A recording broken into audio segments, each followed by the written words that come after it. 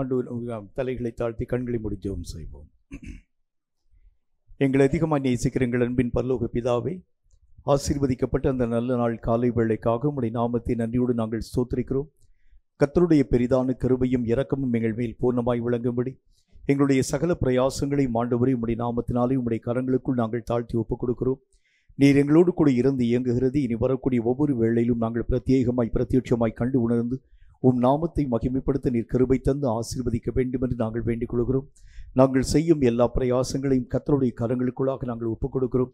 உமக்கு சித்தமானது எங்கள் வாழ்க்கையின் மூலம் உருவாக்கப்பட ஆவியானவராகிய கர்த்தர் ஏற்ற வல்லமைகளை தந்து எங்களை ஆசீர்வதிப்பீராக. கர்த்தருடைய கரங்களுக்குள் இனி வரக்கூடிய ஒவ்வொரு காரியத்தையும் ஒப்புக் கொடுக்கிறோம். உம்முடைய நாமம் மகிமைப்படுத்தப்பட நீரே எங்கள் மத்தியிலே உம்முடைய வல்லமைகளை விளங்க பண்ணி உம்முடைய ஆசீர்வாதங்களை தந்து உம்முடைய வல்லமையான காரியங்கள் யாவற்றையும் நிரூபித்து காண்பிக்க வேண்டும் என்று இயேசு கிறிஸ்துவின் நாமத்தினால் வேண்டிக் கொள்கிறோம் எங்கள் பரிசுத்தமுள்ள நல்ல பிதாவே. ஆமென், ஆமென்.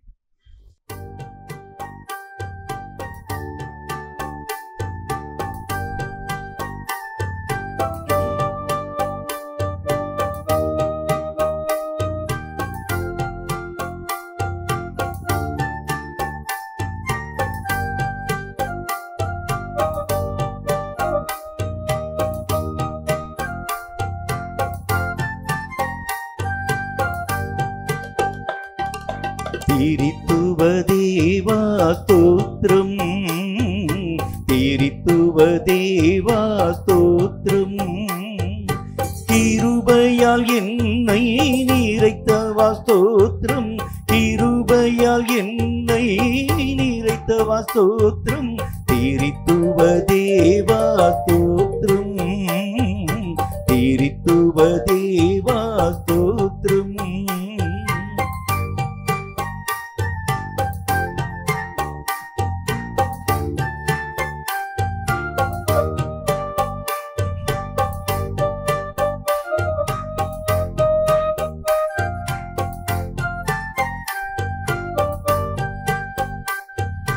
வாடிய பயிரேன நான் நின்ற வேளை அருள்மழையை பொழிந்தே. வாடிய பயிரேன நான் நின்ற வேளை அருள்மழையை பொழிந்தே. தேடியே என்னை மீட்டிட உமது, தேடியே என்னை மீட்டிட உமது திருவுதிரம் சொரிந்தே, திருவுதிரம் சொரிந்தே. திரித்துவ தேவா ஸ்தோத்திரம், திரித்துவ தேவா ஸ்தோத்திரம்.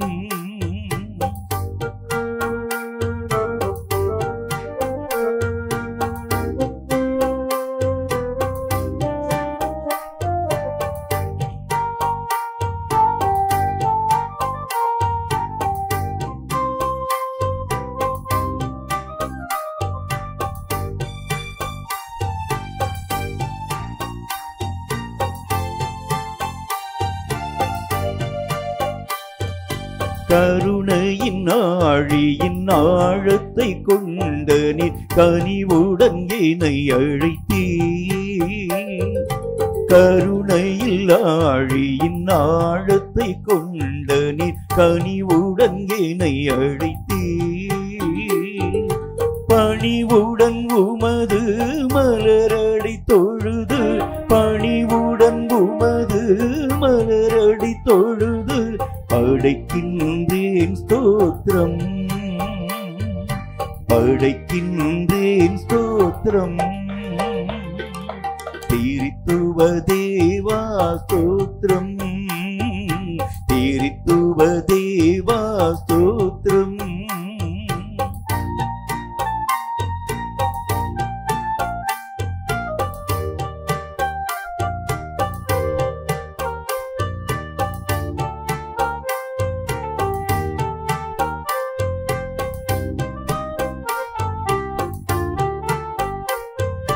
தந்தையை போல பாசமாய் என்னை தோள்களில் நீர் சுமந்தீ. தந்தையை போல பாசமாய் என்னை தோள்களில் நீர் சுமந்தீ. உந்தனின் அன்பை நான் எண்ணினாலும், உந்தனின் அன்பை நான் எண்ணினாலும் வந்தனைகள் புரிவே, வந்தனைகள் புரிவே. திரித்துவ தேவா ஸ்தோத்திரம், திரித்துவ தேவா ஸ்தோத்திரம். கிருபையால் என்னை நிறைத்தவா ஸ்தோத்திரம், கிருபையால் என்னை நிறைத்தவா ஸ்தோத்திரம். திரித்துவ தேவா ஸ்தோத்திரம், திரித்துவ தேவா ஸ்தோத்திரம். சங்கீதங்களின் புத்தகம் 57வது அதிகாரம். கர்த்தர் தாமே இந்த சங்கீத வாக்கியங்களின் மூலம் நம்மோடு பேசும்படி தலைகளை தாழ்த்தி கண்களை மூடி கர்த்தரை நோக்கி நாம் ஜெபித்து தொடர்ந்து நாம் யாவரும் எழுந்து நின்று ஆராதனையோடு இந்த வேத வாக்கியங்களை வாசிப்போம். சங்கீதங்களின் புத்தகம் 57வது அதிகாரம். கர்த்தர் தாமே இந்த சங்கீத வாக்கியங்களின் மூலம் நம்மோடு பேசும்படி தலைகளை தாழ்த்தி நாம் கண்களை மூடி ஜெபிப்போம். எங்களை அதிகமாக நேசிக்கிற எங்கள் அன்பின் பரலோக பிதாவே, ஆசீர்வதிக்கப்பட்ட அந்த நல்ல நாள் காலை வேளையிலும் உம்மால் எழுதி கொடுக்கப்பட்ட சத்தியவேத எழுத்துக்களுக்காக நன்றி. இவைகளை வாசித்து அறிந்து உணர்ந்து இவைகளுக்கேற்ற சகல பாக்கியங்களையும் நன்மைகளையும் தடையில்லாமல் எங்கள் வாழ்க்கையை நாங்கள் பெற்று உம் நாமத்தை மகிமைப்படுத்த கிருபை தந்து ஆசீர்வதிக்க வேண்டும் என்று நாங்கள் வேண்டிக் கொள்கிறோம். இந்த வசனங்கள் சமூகமும் சத்தியம் என்றும் இவைகளை வாசிக்கிறவனும் கேட்கிறவனும் தியானிக்கிறவனும் பாக்கியவான் என்று எழுதியிருக்கிற வேத வாக்கியத்திற்கு இணந்து இவைகளை வாசித்து தியானித்து இவைகளுக்கு உண்டான சகல நன்மைகளையும் பாக்கியங்களையும் பெற்று உம் நாமத்தை மகிமைப்படுத்த கிருபை தர வேண்டும் என்று இயேசு கிறிஸ்துவின் நாமத்தினால் வேண்டிக் கொள்கிறோம் எங்கள் பரிசுத்தமுள்ள நல்ல பிதாவே. ஆமேன், ஆமேன். எழுந்திருந்து 57வது சங்கீதத்தை ஆராதனையோடு நாம் இணைந்து வாசிப்போம். எனக்கு இறங்கும் தேவனே, எனக்கு இறங்கும், உம்மை என் ஆத்துமா அண்டிக் கொள்ளுகிறது. விக்கினங்கள் கடந்து போகும் மட்டும் உமது செட்டைகளின் நிழலிலே வந்தடைவேன். அல்லேலூயா, அல்லேலூயா, அல்லேலூயா, அல்லேலூயா, அல்லேலூயா, அல்லேலூயா, அல்லேலூயா, அல்லேலூயா. எனக்காக யாவையும் செய்து முடிக்கப் போகிற தேவனாகிய உன்னதமான தேவனை நோக்கி கூப்பிடுவேன். அல்லேலூயா, அல்லேலூயா, அல்லேலூயா, அல்லேலூயா. என்னை விழுங்க பார்க்கிறவன் என்னை நிந்திக்கையில் அவர் பரலோகத்திலிருந்து ஒத்தாசை அனுப்பி என்னை ரட்சிப்பார். தேவன் தமது கிருபையையும் தமது சத்தியத்தையும் அனுப்புவார். அல்லேலூயா, அல்லேலூயா, அல்லேலூயா, அல்லேலூயா, அல்லேலூயா, அல்லேலூயா, அல்லேலூயா, அல்லேலூயா. என் ஆத்துமா சிங்கங்களின் நடுவில் இருக்கிறது. தீயை இறைக்கிற மனுபுத்திரருக்குள்ளே கிடக்கிறேன். அவர்கள் பற்கள் ஈட்டிகளும் அம்புகளும் அவர்கள் நாவு கருக்கான பட்டயமுமாயிருக்கிறது. அல்லேலூயா, அல்லேலூயா, அல்லேலூயா, அல்லேலூயா. தேவனே, வானங்களுக்கு மேலாக உயர்ந்தருளும் உமது மகிமை பூமி அனைத்தின் மேலும் உயர்ந்திருப்பதாக. அல்லேலூயா, அல்லேலூயா, அல்லேலூயா, அல்லேலூயா, அல்லேலூயா, அல்லேலூயா, அல்லேலூயா, அல்லேலூயா. என் கால்களுக்கு கண்ணிகளை வைத்திருக்கிறார்கள். என் ஆத்துமா தொய்ந்து போயிற்று. எனக்கு முன்பாக குழியை வெட்டி அது நடுவிலே விழுந்தார்கள். அல்லேலூயா அல்லேலூயா அல்லேலூயா அல்லேலூயா. என் இருதயம் ஆயத்தமாயிருக்கிறது தேவனே, என் இருதயம் ஆயத்தமாயிருக்கிறது, நான் பாடி கீர்த்தனம் பண்ணுவேன். அல்லேலூயா அல்லேலூயா அல்லேலூயா அல்லேலூயா அல்லேலூயா அல்லேலூயா அல்லேலூயா அல்லேலூயா. என் மகிமையே விழி, வீணையே சுரமண்டலமே விழியுங்கள், அதிகாலையில் விழித்துக் கொள்ளுவேன். அல்லேலூயா அல்லேலூயா அல்லேலூயா அல்லேலூயா. ஆண்டவரே, ஜனங்களுக்குள் உம்மை துதிப்பேன், ஜாதிகளுக்குள்ளே உம்மை கீர்த்தனம் பண்ணுவேன். அல்லேலூயா அல்லேலூயா அல்லேலூயா அல்லேலூயா அல்லேலூயா அல்லேலூயா அல்லேலூயா அல்லேலூயா. உமது கிருபை வான பரியந்தமும் உமது சத்தியம் மேகமண்டலங்கள் பரியந்தமும் எட்டுகிறது. அல்லேலூயா அல்லேலூயா அல்லேலூயா அல்லேலூயா. தேவனே, வானங்களுக்கு மேலாக உயர்ந்தருளும், உமது மகிமை பூமி அனைத்தின் மேலும் உயர்ந்திருப்பதாக.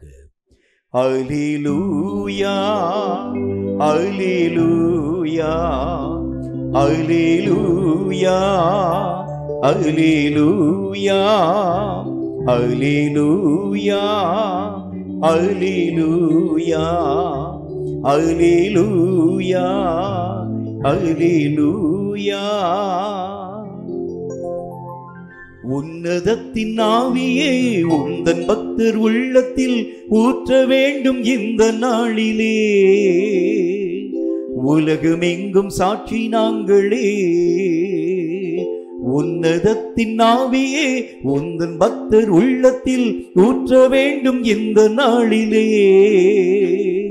உலகமெங்கும் சாட்சி நாங்களே. உலகமெங்கும் சாட்சி நாங்களே. பெந்தகோஸ்தே பெருவிழாவிலே பெருமழை போல் ஆவி ஊற்றி நீ, பெந்தகோஸ்தே பெருவிழாவிலே பெருமழை போல் ஆவி ஊற்றி நீ, துயரமான உலகிலே சோர்ந்து போகும் எங்களை, துயரமான உலகிலே சோர்ந்து போகும் எங்களை தாங்க வேண்டும் உந்தன் ஆவியால். கரங்களை தட்டி தாங்க வேண்டும் உந்தன் ஆவியால். உன்னதத்தின் ஆவியே உந்தன் பக்தர் உள்ளத்தில் ஊற்ற வேண்டும் இந்த நாளிலே, உலகமெங்கும் சாட்சி நாங்களே. உலகமெங்கும் சாட்சி நாங்களே. ஆவியின் கொடைகள் வேண்டுமே, அயல் மொழியில் துதிக்க வேண்டுமே. ஆவியின் கொடைகள் வேண்டுமே, அயல் மொழியில் துதிக்க வேண்டுமே. ஆற்றலோடு பேசவும் அன்பு கொண்டு வாழவும், ஆற்றலோடு பேசவும் அன்பு கொண்டு வாழவும் ஆவி ஊற்றும் அன்பு தெய்வமே. ஆமென். ஆவி ஊற்றும் அன்பு தெய்வமே. உன்னதத்தின் ஆவியே உந்தன் பக்தர் உள்ளத்தில் ஊற்ற வேண்டும் இந்த நாளிலே, எங்கும் சாட்சி நாங்களே. உன்னதத்தின் ஆவியே உந்தன் பக்தர் உள்ளத்தில் ஊற்ற வேண்டும் இந்த நாளிலே. உலகம் எங்கும் சாட்சி நாங்களே. பயப்பட மாட்டேன், நான் பயப்பட மாட்டேன், பயப்பட மாட்டேன், நான் பயப்பட மாட்டேன். இயேசு என்னோடு இருப்பதனால், என் இயேசு என்னோடு இருப்பதனால் பயப்பட மாட்டேன், நான் பயப்பட மாட்டேன், பயப்பட மாட்டேன், நான் பயப்பட மாட்டேன். இயேசு என்னோடு இருப்பதனால், என் இயேசு என்னோடு இருப்பதனால் உதவி செய்கிறான், பலன் தருகிறான், உதவி செய்கிறான், பலன் தருகிறான். ஒவ்வொரு நாளும் கூட வருகிறான், ஒவ்வொரு நாளும் கூட வருகிறான். ஆமே, பயப்பட மாட்டேன், நான் பயப்பட மாட்டேன். ஆமே, பயப்பட மாட்டேன், நான் பயப்பட மாட்டேன். இயேசு என்னோடு இருப்பதனால், என் இயேசு என்னோடு இருப்பதனால் காற்று வீசட்டும், கடல் பொங்கட்டும், காற்று வீசட்டும், கடல் பொங்கட்டும், எனது நங்கூரம் இயேசு இருக்கிறார், எனது நங்கூரம் இயேசு இருக்கிறார். பயப்பட மாட்டேன், நான் பயப்பட மாட்டேன், பயப்பட மாட்டேன், நான் பயப்பட மாட்டேன். இயேசு என்னோடு இருப்பதனால், என் இயேசு என்னோடு இருப்பதனால் பயப்பட மாட்டேன், நான் பயப்பட மாட்டேன், பயப்பட மாட்டேன், நான் பயப்பட மாட்டேன். இயேசு என்னோடு இருப்பதனால், என் இயேசு என்னோடு இருப்பதனால். இயேசு நீங்க இருக்கையில நாங்க சோர்ந்து போவதில்லை. இயேசு நீங்க இருக்கையில நாங்க சோர்ந்து போவதில்லை. நீங்க எல்லாமே பார்த்து கொள்வீங்க, நீங்க எல்லாமே பார்த்து கொள்வீங்க, நீங்க எல்லாமே பார்த்து கொள்வீங்க, நீங்க எல்லாமே பார்த்து கொள்வீங்க. இயேசு நீங்க இருக்கையில நாங்க சோர்ந்து போவதில்லை. இயேசு நீங்க இருக்கையில நாங்க சோர்ந்து போவதில்லை. அதிசய தேவனும் நீங்க தானே, ஆலோசனை கர்த்தர் நீங்க தானே. அதிசய தேவன் நீங்க தானே, ஆலோசனை கர்த்தர் நீங்க தானே. இயேசு நீங்க இருக்கையில நாங்க சோர்ந்து போவதில்லை. இயேசு நீங்க இருக்கையில நாங்க சோர்ந்து போவதில்லை. நீங்க எல்லாமே பார்த்து கொள்வீங்க, நீங்க எல்லாமே பார்த்து கொள்வீங்க, நீங்க எல்லாமே பார்த்து கொள்வீங்க, இங்க எல்லாமே பார்த்து கொள்வீங்க. சர்வ வல்லவர் என் சொந்தமானார், சாவை வென்றவர் என் ஜீவனானார். சர்வ வல்லவர் என் எஜமானன், சாவை வென்றவர் என் மணவாளன். ஆஹா, இது அதிசயம் தானே, ஓஹோ இது உண்மைதானே. ஆஹா, இது அதிசயம் தானே, ஓஹோ இது உண்மைதானே. சர்வ வல்லவர் என் சொந்தமானார், நான் உள்ளவர் என் ஜீவனானார். சர்வ வல்லவர் என் எஜமானன், சாவை வென்றவர் என் மணவாளன். பரலோகத்தில் எனது பெயர் எழுதிவிட்டான். ஆமென், ஹல்லேலூயா. எனது பெயர் எழுதிவிட்டார் என் இயேசு. என் வாழ்வின் நோக்கமெல்லாம் என் இயேசுவுக்காய் வாழ்வதுதான். என் வாழ்வின் நோக்கமெல்லாம் என் இயேசுவுக்காய் வாழ்வதுதான். சர்வ வல்லவர் என் சொந்தமானார், தாவி வென்றவர் என் ஜீவனானார். சர்வ வல்லவர் என் எஜமானன், சாவை வென்றவர் என் மணவாளன். கர்த்தர் கரம் என் மேலங்க, கடுகளவும் பயமில்லங்க.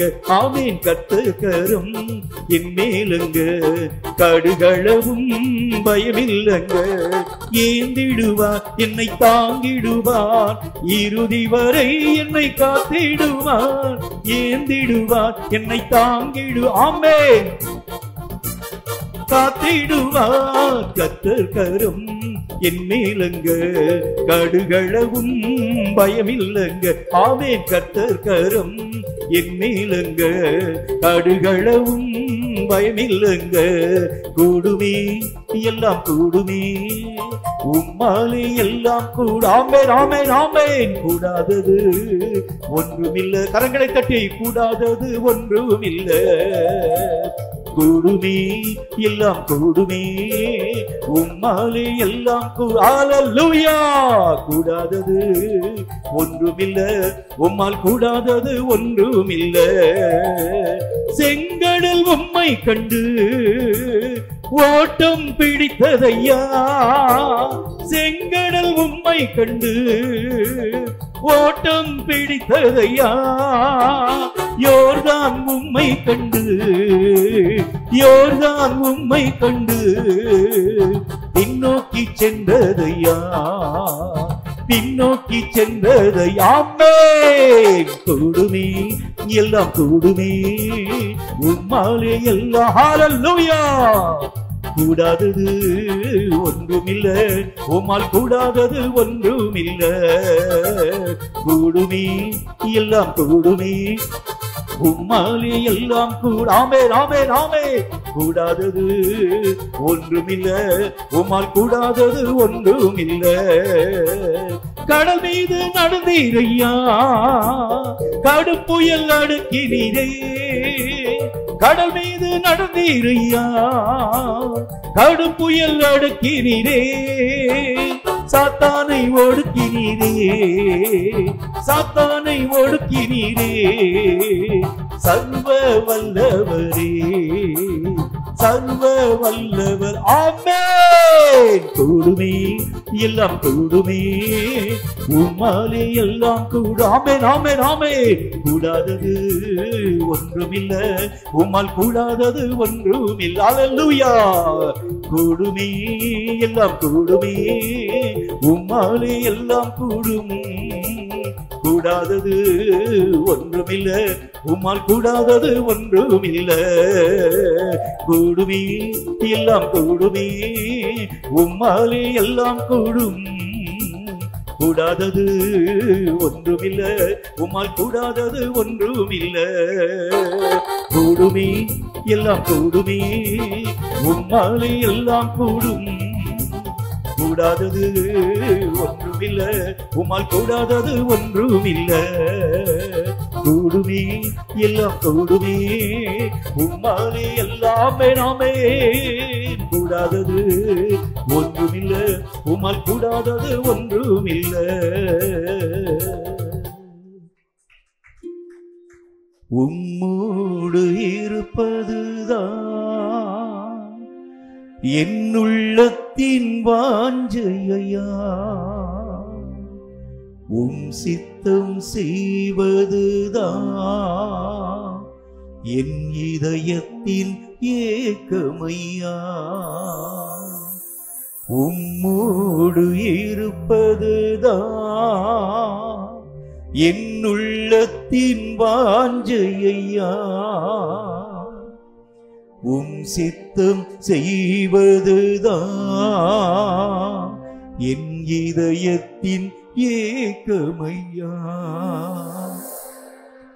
ஏசையா உம்மைத்தானே என் முன்னே நிறுத்தியுள்ளே. ஏசையா உம்மைத்தானே என் முன்னே நிறுத்தியுள்ளே. உம்மோடு இருப்பதுதான் என் உள்ளத்தின் வாஞ்சையா, உம் சித்தம் செய்வதுதான் என் இதயத்தில் ஏக்கமையா. ஆராதனை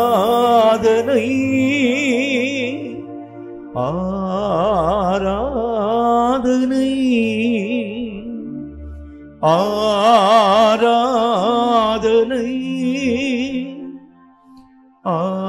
ஆராதனை என் நண்பர் இயேசுவுக்கே, என் நண்பர் இயேசுவுக்கே ஆராதனை ஆராதனை ஆராதனை ஆராதனை என் நண்பர் இயேசுவுக்கே, என் நண்பர் இயேசுவுக்கே மகிமை உமக்கன்றோ, மாட்சிமை உமக்கன்றோ, துதியும் புகழும் ஸ்தோத்திரமும் தூயவர் உமக்கன்றோ, துதியும் புகழும் ஸ்தோத்திரமும் தூயவர் உமக்கன்றோ. செழியான உம்மோடு இணைந்து விட்டேன், கொடியாய் படர்ந்து கனி தருவேன். செடியான உம்மோடு இணைந்து விட்டேன், கொடியாய் படர்ந்து கனி தருவேன். இலைகளெல்லாம் மருந்தாகும், கனிகளெல்லாம் விருந்தாகும். இலைகளெல்லாம் மருந்தாகும், கனிகளெல்லாம் விருந்தாகும். உம்மில் நான் வாழ்கிறேன், உமக்குள்ளே வளர்கிறேன். உம்மில் நான் வாழ்கிறேன், உமக்குள்ளே வளர்கிறேன். ஆராதனை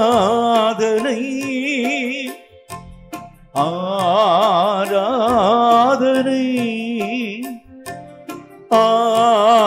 ஆராதனை ஆராதனை என் நண்பர் இயேசுவுக்கே,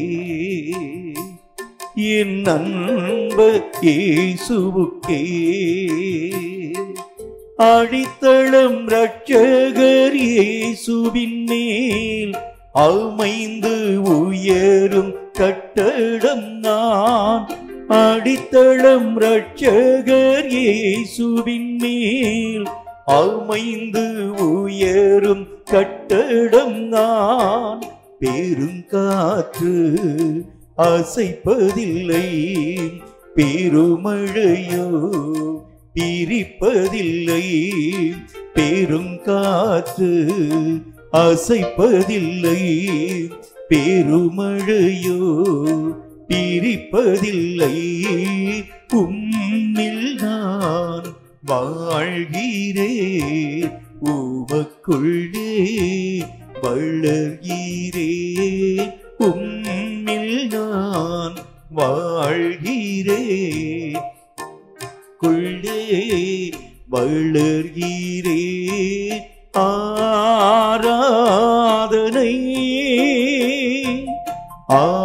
ஆராதனை ஆராதனை ஆராதனை என் நண்பர் இயேசுவுக்கே, என் நண்பர் இயேசுவுக்கே மகிமை உமக்கன்றோ, மாட்சிமை உமக்கன்றோ. துதியும் புகழும் ஸ்தோத்திரமும் தூயவர் உமக்கன்றோ. துதியும் புகழும் ஸ்தோத்திரமும் தூயவர் உமக்கன்றோ. ஆராதனை ஆராதனை ஆராதனை ஆராதனை என் அன்பர் இயேசுவுக்கே, என் அன்பர் இயேசுவுக்கே. அல்லேலூயா அல்லேலூயா அல்லேலூயா அல்லேலூயா.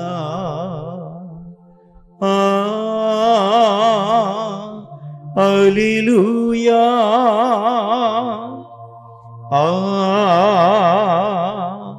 அல்லேலூயா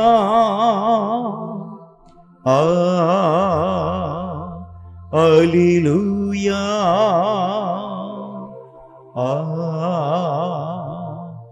அல்லேலூயா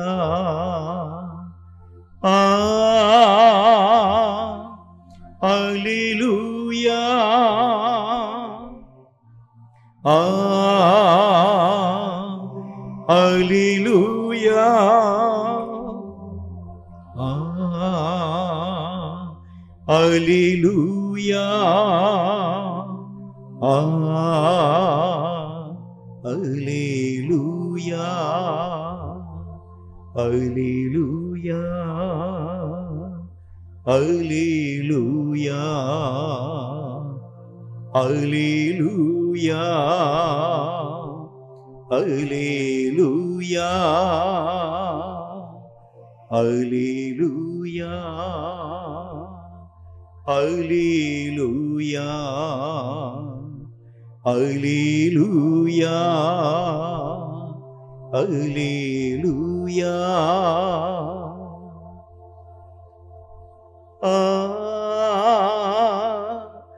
அல்லேலூயா. அல்லேலூயா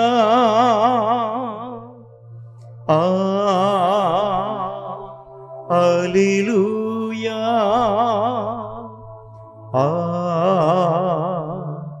அல்லேலூயா அல்லேலூயா. உயிரோடு எழுந்தவரே உம்மை ஆராதனை செய்கிறோ. ஜீவனின் அதிபதியே உம்மை ஆராதனை செய்கிறோ. உயிரோடு எழுந்தவரே உம்மை ஆராதனை செய்கிறோ. ஜீவனின் அதிபதியே உம்மை ஆராதனை செய்கிறோ. அல்லேலூயா ஓசன்னா அல்லேலூயா ஓசன்னா அல்லேலூயா ஓசன்னா அல்லேலூயா ஓசன்னா அல்லேலூயா ஓசன்னா அல்லேலூயா ஓசன்னா அல்லேலூயா ஓசன்னா அல்லேலூயா ஓசன்னா. மரண மரணத்தை ஜெயித்தவரே, உம்மை ஆராதனை செய்கிறோ. ஆளும் வென்றவரே, உம்மை ஆராதனை செய்கிறோ. மரணத்தை ஜெயித்தவரே, உம்மை ஆராதனை செய்கிறோ. பாதாளம் வென்றவரே, உம்மை ஆராதனை செய்கிறோ. அல்லேலூயா ஓசன்னா, அல்லேலூயா ஓசன்னா, அல்லேலூயா ஓசன்னா, அல்லேலூயா ஓசன்னா, அல்லேலூயா ஓசன்னா, அல்லேலூயா ஓசன்னா, அல்லேலூயா ஓசன்னா, அல்லேலூயா ஓசன்னா. அகிலத்தை ஆள்பவரே, உம்மை ஆராதனை செய்கிறோ. ஆனந்த பாக்கியமே, உம்மை ஆராதனை செய்கிறோ. அகிலத்தை ஆள்பவரே, உம்மை ஆராதனை செய்கிறோ. ஆனந்த பாக்கியமே, உம்மை ஆராதனை செய்கிறோ. அல்லேலூயா ஓசன்னா, அல்லேலூயா ஓசன்னா, அல்லேலூயா ஓசன்னா, அல்லேலூயா ஓசன்னா, அல்லேலூயா ஓசன்னா, அல்லேலூயா ஓசன்னா, அல்லேலூயா ஓசன்னா, அல்லேலூயா ஓசன்னா, அல்லேலூயா ஓசன்னா, அல்லேலூயா ஓசன்னா, அல்லேலூயா ஓசன்னா, அல்லேலூயா ஓசன்னா. ஜீவனுள்ள தேவனாகிய கர்த்தருடைய நாமத்தை நாம் ஸ்தோத்திரிப்போம். நன்மையான எந்த ஈவும் பூரணமான எந்த வரமும் பரத்திலிருந்து உண்டாகி ஜோதிகளின் பிதாவாகிய தேவனுடைய சமூகத்திலிருந்து இறங்கி வருகிறது என்று வேதத்தை நாம் கற்றிருக்கிறோமே. கர்த்தராகிய தேவன் தருகின்ற எல்லா இரக்கங்களுக்காக அவருடைய நாமத்தை நாம் வாய்களை திறந்து ஸ்தோத்திரிப்போம். நமக்காக யாவற்றையும் செய்து முடிக்கும் கர்த்தருடைய நாமத்தை உயர்த்தி ஸ்தோத்திரியுங்கள். நமக்காக யுத்தங்களை செய்யும் சர்வ வல்லமுள்ள தேவனாகிய கர்த்தரை உயர்த்தி நாம் ஸ்தோத்திரிப்போம். சாபாவி உள்ளவரை சர்வ வியாபியாகிய கர்த்தராகிய தேவனை உயர்த்தி உயர்த்தி உயர்த்தி துதித்து ஸ்தோத்தரித்து நாம் மகிமைப்படுத்துவோம். நன்மையான காரியங்களை நாள்தோறும் நம்முடைய வாழ்க்கையை நிறைவாக்கி தந்தாரே, அவருடைய இரக்கங்களுக்காக நன்றிகளை நாம் ஏறெடுப்போம். நன்றி ஆண்டவரே, நன்றி ஆண்டவரே, நன்றி ஆண்டவரே. நீர் எங்களுக்கு பாராட்டுகின்ற எல்லா கிருபைகளுக்காக இரக்கங்களுக்காக ஸ்தோத்திரம். இப்பொழுதும் கூட சில ஜெப குறிப்புகளுக்காக கர்த்தரை நோக்கி நாம் ஒருமனப்பட்டவர்களாய் ஜெபிக்க வேண்டும். Thank you my father. தேசங்களிலே காணப்படும் பயங்கரமான வன்முறைகள், தேசங்களிலே காணப்படும் யுத்த அபாயங்கள், தேசங்களிலே காணப்படும் அநேக விதமான கொள்ளை நோய் கிருமிகள், இப்படி பலவிதமான அநேக விதமான பேர் அழிவுக்குண்டான காரியங்கள் தேச எல்லைகள் எல்லாவற்றிலும் மெய்யாகவே தீவிரமாய் காணப்படுகிறதை செய்திகளின் வாயிலாக நாம் கற்க ஆரம்பிக்கிறோமே. கர்த்தருடைய கிருபை தேசங்களை காப்பாற்றும்படிக்காக, இரக்கங்களை கர்த்தராக தேவன் உருவாக்கும்படிக்காக கர்த்தரை நோக்கி நாம் ஊக்கமான மனதோடு கூட ஒருமனப்பட்டவர்களாய் நாம் ஜெபிக்க வேண்டும். ஒரு பகுதியில விலைவாசி உயர்வினாலே பாதிக்கப்படக்கூடிய மனுஷனுடைய வாழ்வாதாரங்கள், இன்னொரு பகுதியிலே பாலியல் வன்முறை கொடுமைகள்னால தேசம் எல்லாம் அசுத்தப்படுத்தப்படக்கூடிய நிலைகளை கண்கூடாக நாம் மெய்யாகவே நாம் கண்டுகொண்டு வர ஆரம்பிக்கிறோம். மூன்றாவதாக யுத்தத்திலே காணப்படக்கூடிய பெரிய அழிவுகள், இயற்கையினுடைய அழிவுகள் என்று சொல்லி பலவிதமான நாச மோசங்கள் தேசங்களில் எல்லைகளை தாக்கி அச்சுறுத்தி கொண்டு வருகிறது நாம் பார்க்கிறோமே. கர்த்தராக தேவன் செயல்பட்டு, கர்த்தராக தேவன் இயங்கி இவைகள் யாதொன்றையும் தடுக்காதிருக்கிறது உண்டானால் நீங்களும் நானும் அடைக்கலமாய் கடந்து போகிறது எங்கே?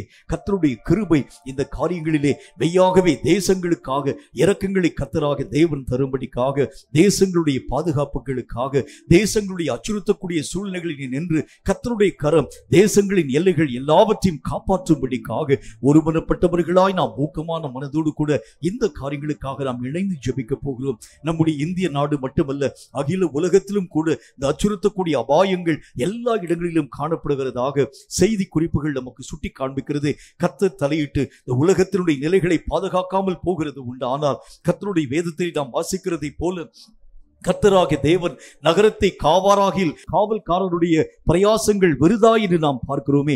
கர்த்தராகிய தேவன் தேசங்களை காப்பாற்ற வேண்டும். கர்த்தராகிய தேவன் உலகத்தின் எல்லைகளை பாதுகாக்க வேண்டும். கர்த்தருடைய பாதுகாப்பின் வல்லமை தேசங்களின் எல்லைகளை காவாமல் மெய்யாகவே காணப்படுகிறது உண்டானால் தேசங்கள் எல்லாம் அழிவை நோக்கி கடந்து போய் விடும் என்று நாம் பார்க்கிறோமே. கர்த்தருடைய காப்பாற்றும் கரம், கர்த்தருடைய இறங்கும் கரம், கர்த்தருடைய மகிமையான காரியங்களை விளங்கச் செய்யும் கரம் தேசங்களின் நடுவிலே மெய்யாகவே இயங்கும்படிக்காக கர்த்தரை நோக்கி ஊக்கமான மனதோடு கூட எல்லாரும் அந்த குறிப்புகளுக்காக நாம் ஒருமனப்பட்டவர்களாக நாம் ஜெபிக்க வேண்டும். நன்மையான காரியங்களை தருகிறவரே, நன்மையான கிரியைகளை உருவாக்குகிறவரே, சீர்கெட்ட உலகத்தை மீண்டும் சீர்படுத்தும் நல்ல தேவனே, இரக்கங்களை தந்து இந்த உலகத்திலே காணப்படும் எல்லா சீர்கெட்ட காரியங்களிலே நின்று உலகத்தின் எல்லைகளை ரட்சித்து மீண்டும் சீர்படுத்தப்பட்ட உலகமாக இந்த உலகம் மக்கள் வாழுகிறதுக்கு தகுதியான ஒரு உலகமாக இயேசுவின் நாமத்தினால் மாற்றப்பட உம் நாமம் தரிக்கப்பட்டிருக்கக்கூடிய உம்முடைய ஜனங்களாகிய நாங்கள் ஒருமனப்பட்டு ஜெபிக்கிறோம். எல்லா இடங்களிலும் பயங்கரங்கள், எல்லா இடங்களிலும் கர்த்தாவி அபாயங்கள், எல்லா இடங்களிலும் போருக்குரிய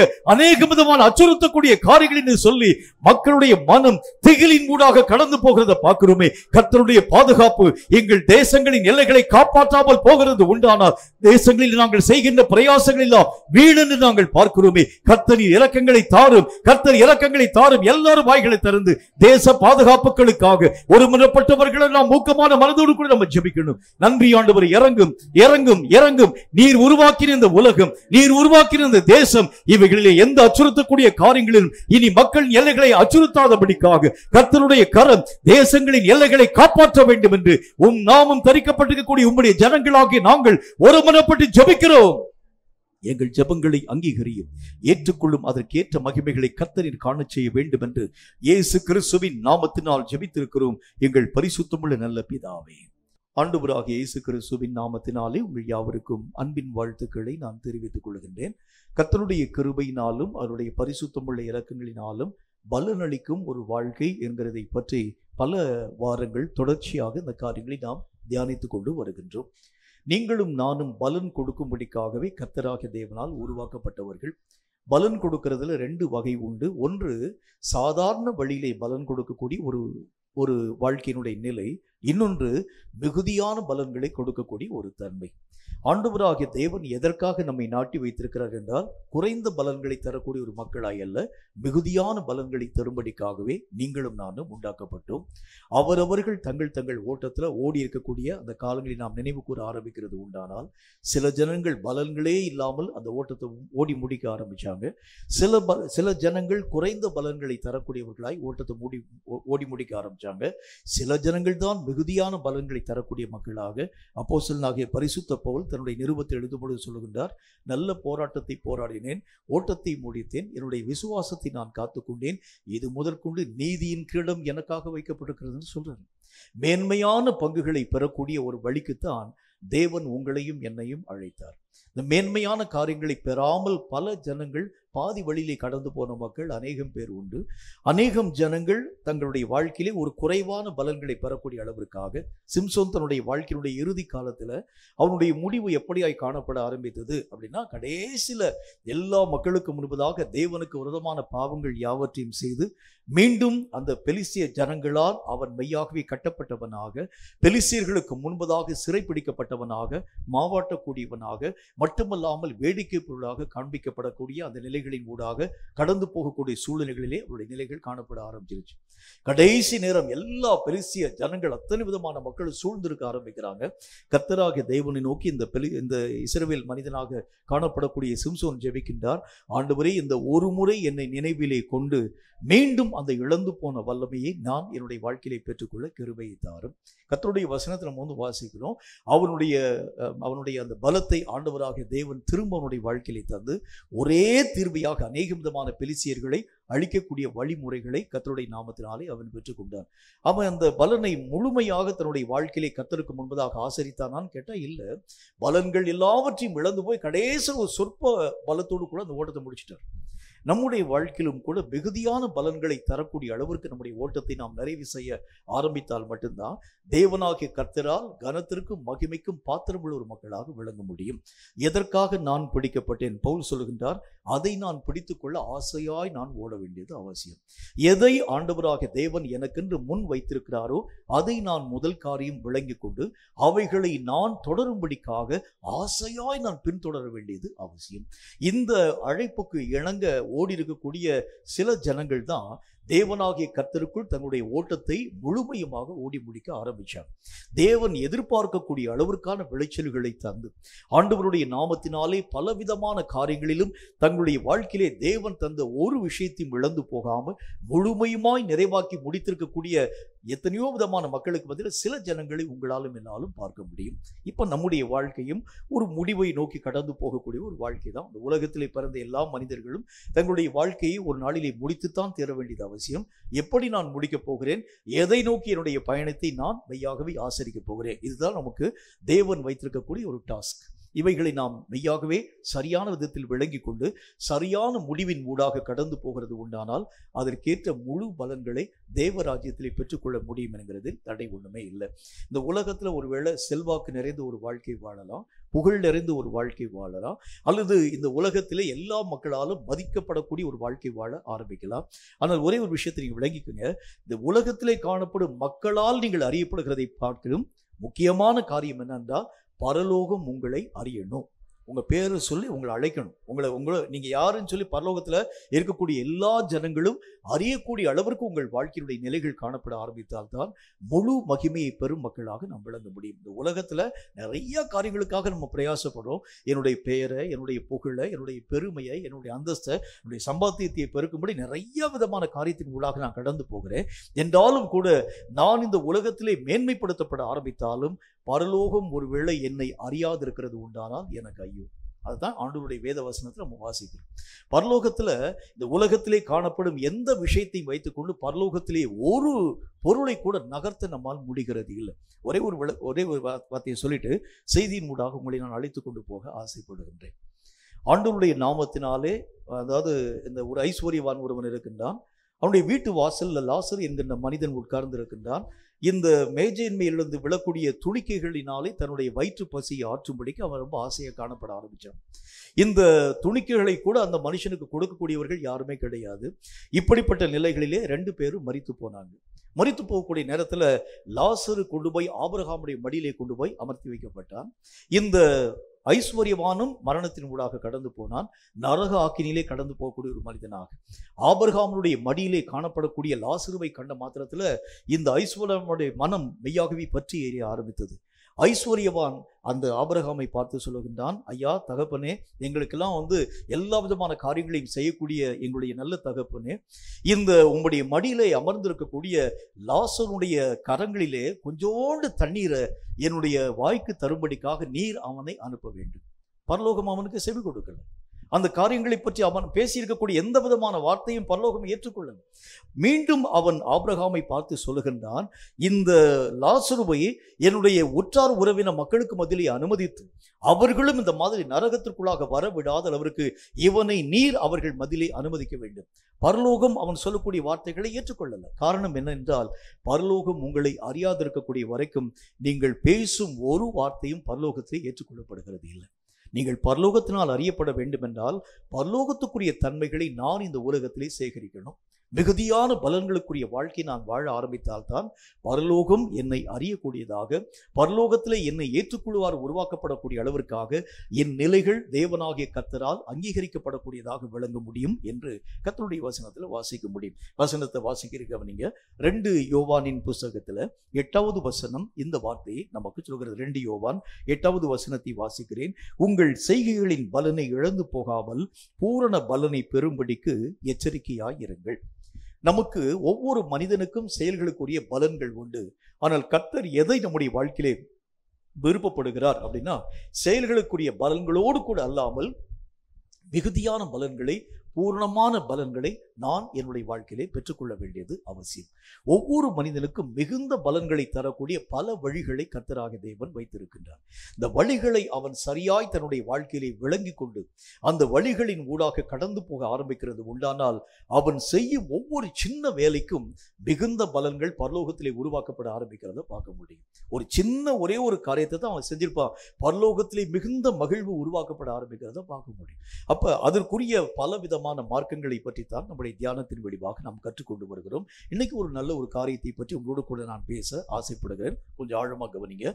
லூக்கா எழுதின சுவிசேஷத்துல அதுல 5வது அதிகாரம் 6வது வசனம் இந்த வார்த்தையை நமக்கு சொல்கிறது. லூக்கா எழுதின சுவிசேஷம் 5வது அதிகாரம் 6வது வசனம். இந்த 5வது வசனத்திலிருந்து கொஞ்சம் வாசிக்கிறேன், கவனிங்க. லூக்கா எழுதின சுவிசேஷம் 5வது அதிகாரம் 5 முதல் கொஞ்சம் 2 வசனத்தை வாசிக்கிறீங்க, கவனிங்க. அதற்கு சீமோன், ஐயரே, ராம் முழுவதும் நாங்கள் பிரயாசப்பட்டும் ஒன்றும் அகப்படவில்லை, ஆகிலும் உம்முடைய வார்த்தையின்படியே வலையை போடுகிறேன் என்றான். 6வது வசனம், அந்த படியை அவர்கள் செய்து தங்கள் வலை கிழிந்து போகத்தக்கதாக மிகுதியான மீன்களை பிடித்தார்கள். கர்த்தருடைய வேத புஸ்தகத்துல மிகுந்த பலன்கள், மிகுதியான மீன்களை பிடிக்கக்கூடிய ஒரு காரியம் எப்போ வந்துச்சு அப்படின்னா, கர்த்தருடைய வார்த்தைகளுக்கு அவர்கள் கீழ்ப்படிய ஆரம்பிச்சாங்க. அவர்கள் ராத்திரி முழுசும் பிரயாசப்பட்டாங்க. உங்களுக்கே தெரிந்த ஒரு காரியம், நான் பலமுறை என்னுடைய செய்தியிலே இந்த வார்த்தைகளை அறிவித்தது உண்டு. பகல் நேரத்தில் போய் மீன் பிடிக்கிறது கடினம். ஏனென்றால் போடப்படக்கூடிய வலைகளை மீன்கள் கண்டு விலகி போக ஆரம்பிச்சு. ஆகவேதான் எல்லா விதமான வலைஞர்களும் பொதுவாக இரவு நேரத்தை சூஸ் பண்ண ஆரம்பிப்பாங்க. ராத்திரி நேரத்தில் தான் போடப்படக்கூடிய வலைகள் மீன்களுடைய கண்களுக்கு தெரியாமல் காணப்பட ஆரம்பிக்கிறதுனால வலைகளிலே வந்து மாட்டிக்கொள்கிறது வழக்கம். இப்ப கர்த்தராகிய தேவன் பகல் வேளையில சீமோனுடைய படகிலே உட்கார்ந்து பிரசங்கம் பண்ணினார். அந்த படகு காலியான ஒரு படகாய் இருந்தது. ராத்திரி முழுசும் பிரயாசப்பட்டு ஒன்றும் பிடிக்கப்படாது இருக்கக்கூடிய ஒரு படகு வருத்தத்தோடு கூட காணப்படக்கூடிய சீமோன் என்பதை பற்றி கர்த்தராகிய தேவன் அறிந்து அந்த படகிலே சீமோன் ஆண்டவராகிய இயேசுவுக்கு இடமளிக்க ஆரம்பித்ததுனால ஒரு நன்மை செய்ய வேண்டும் என்று கர்த்தராகிய தேவன் விருப்பப்பட்டு அவனை பார்த்து சொல்றாரு, படகை நீங்கள் ஆழத்திலே தள்ளிக்கொண்டு போங்கள் அப்படின்னு சொல்றாரு. உடனே இந்த சீமோன் சற்று யூகித்து, ஆண்டவரே, ராத்திரி முழுசு நாங்கள் பிரயாசப்பட்டோம், எங்களால் ஒண்ணுமே பிடிக்க முடியல. உங்களுக்கே தெரிந்த ஒரு விஷயம்தான், இரவு நேரத்தில் தான் மீன்களை பிடிக்க முடியுமே தவிர பகல் நேரம் மீன்களுக்கு உகந்த ஒரு நேரம் அல்ல. மீன் பிடிக்கக்கூடிய ஒரு தருணமும் கிடையாது. வலையை போட்டு அந்த வலைகளிலே மீன்கள் வந்து அகப்படாத ஆண்டவரே என்பதை பற்றி சொல்லக்கூடிய முகாந்திரமாக ராத்திரியெல்லாம் அங்கே ட்ரை பண்ணிட்டோம். ஒரு மீன்கள் கூட இந்த வலையிலே வந்து சிக்கவில்லை. என்றாலும் நீர் சொல்லக்கூடிய வார்த்தையின்படி இந்த படகை ஆழத்திலே தள்ளிக்கொண்டு போகிறேன் என்று பேதுரு சொல்லுகிறார். சீமோன் சொல்றார். சொல்லக்கூடிய அந்த நேரத்தில் கர்த்தராகிய தேவனுடைய வார்த்தைகளின்படி வலையை தூக்கி எறிகிறார். கர்த்தருடைய வேதம் சொல்லக்கூடிய வார்த்தையின்படி வலைகள் கிழிந்து போகக்கூடிய அளவிற்கு மிகுதியான மீன்களை அவர்கள் பிடிக்க ஆரம்பிச்சாங்க. அடுத்த தொடர்ந்த வசனத்தை வாசி பார்த்தீங்கன்னா, அந்த மீன்களை இழுக்க மாட்டாமல் போக ஆரம்பிச்சதுனால பக்கத்தில் இருக்கக்கூடிய அநேக விதமான படகை சார்ந்திருக்கக்கூடிய மக்களையும் அழைப்பித்து மீன்களை இழுத்து அவர்கள் கரைகளுக்கு கொண்டு வர ஆரம்பித்தார்கள். மிகுதியான பலன்கள் வர வேண்டும் என்றால் முக்கியமான தேவை என்ன? முழுவதும் கீழ்ப்படியும் அனுபவம், உன்னுடைய சுய புத்தியை சாராத ஒரு அனுபவம். நிறைய நேரங்களில் நம்முடைய சுய புக்தியை சார்ந்துதான் பல நேரங்களில் கீழ்ப்படிதல் என்கிற நிலைகளை தவிர்க்கும் ஒரு மக்களாய் விளங்க ஆரம்பிக்கிறோம். இது எப்படி என்னுடைய வாழ்க்கையில சாத்தியமாக்கப்பட முடியும்? என்னுடைய யோசனை சொல்லு, என்னுடைய அனுபவம் பேச ஆரம்பிக்கும். இது எப்படி என்னுடைய வாழ்க்கையில் நடக்கும்? இது சாத்தியமில்லாத ஒன்றாக காணப்படக்கூடியதே. இந்த நேரத்தில் இப்படிப்பட்ட ஒரு காரியத்தை செய்கிறது உண்டானால் இதனுடைய பலனை நான் எப்படி என்னுடைய வாழ்க்கையில பெற்றுக்கொள்ள முடியும் என்று என் அனுபவம் பேசும், என்னுடைய நண்பர்கள் பேசுவாங்க, சூழ்நிலைகள் பேசும். ஆனால் கீழ்ப்படிதல் என்று அழைக்கப்படக்கூடியது இவைகள் எல்லாவற்றிற்கும் முற்றிலும் கடந்ததாக காணப்பட வேண்டியது அவசியம். இவைகளிலே ஒன்றும் உங்கள் கீழ்ப்படியக்கூடிய நிலைகளை மாற்றக்கூடாது. தேவன் ஒரு வார்த்தையை சொல்லிட்டார்னா அந்த வார்த்தைகளை ஆராய்ந்து பாராமல் அவைகளுக்கு நீங்கள் முழுவதும் செவி கொடுத்து அவைகளை உங்கள் வாழ்க்கையிலே பயன்படுத்த ஆரம்பித்தால் தேவன் நம்முடைய வாழ்க்கையிலே மிகுதியான பலன்களை தரக்கூடியவராய் விளங்க ஆரம்பித்து விடுவார். ரொம்ப ஒரு ஷார்ட்கட் மெத்தட் தான். மிகுதியான பலன்களை பெறுகிறதுக்கு பல மார்க்கங்கள் உண்டு. நல்ல நிலத்தில் நம்ம அநேக விதமான விதைகளை விதைக்கணும், கடினமான உழைப்பின் ஊடாக கடந்து போகணும். ஆனால் இது ஒரு எளிதான ஒரு வழி. தேவனுக்கு கீழ்ப்படிஞ்சாலே போதும், மிகுதியான பலன்கள் நம்முடைய வாழ்க்கையில் வந்துடும். ஆண்டவராகிய தேவன் எதை என்னுடைய வாழ்க்கையிலே அனுமதிக்கிறாரோ, எதை என்னுடைய வாழ்க்கையிலே கற்பிக்க ஆரம்பிக்கிறாரோ, எதை என்னுடைய வாழ்க்கையிலே வலியுறுத்த ஆரம்பிக்கிறாரோ அவைகளுக்கு நீங்களும் நானும் உங்கள் புத்தி கூர்மையான காரியங்களை பயன்படுத்தி ஆராய்ந்து பாராமல் கீழ்ப்படிய பழகுங்கள். நீங்க ஆராய்ஞ்சு பார்த்தீங்கன்னா மகிமையை நான் என்னுடைய வாழ்க்கையிலே பெறுகிறது கடினம். கர்த்தருடைய வேதத்தில் நல்ல ஒரே எக்ஸாம்பிள் சொல்லிட்டு பிரசங்கத்தின் ஊடாக உங்களை நான் அழைத்து கொண்டு போக ஆசைப்படுகின்றேன். யோசுவாவுடைய கையில் ஒரு பெரிய ஒரு பொறுப்பை கொடுக்கின்றார். வரக்கூடிய கானான் தேசத்தை மெய்யாகவே பிடிக்கக்கூடிய முக்கியமான பொறுப்பை யோசுவாவை உன்னுடைய கையில் நான் தருகின்றேன். இந்த கானானை பிடிக்கிறதுக்கு முன்பதாக முதல்ல அந்த கானான் தேசத்தினுடைய ஃபர்ஸ்ட் காணப்படக்கூடிய அந்த பட்டணமாக இருக்கக்கூடிய எரிகோவனுடைய பட்டணத்தை நீங்கள் பிடிக்க வேண்டும் என்று கர்த்தர் பேசுகின்றார். எரிகோ கோட்டையை பற்றி அந்த நாட்களில் பெரிய அநேக விதமான செவிவெளி செய்திகள் உண்டு. இந்த கோட்டை ரொம்ப பலமாக கட்டப்பட்டிருக்கக்கூடிய ஒரு கோட்டை.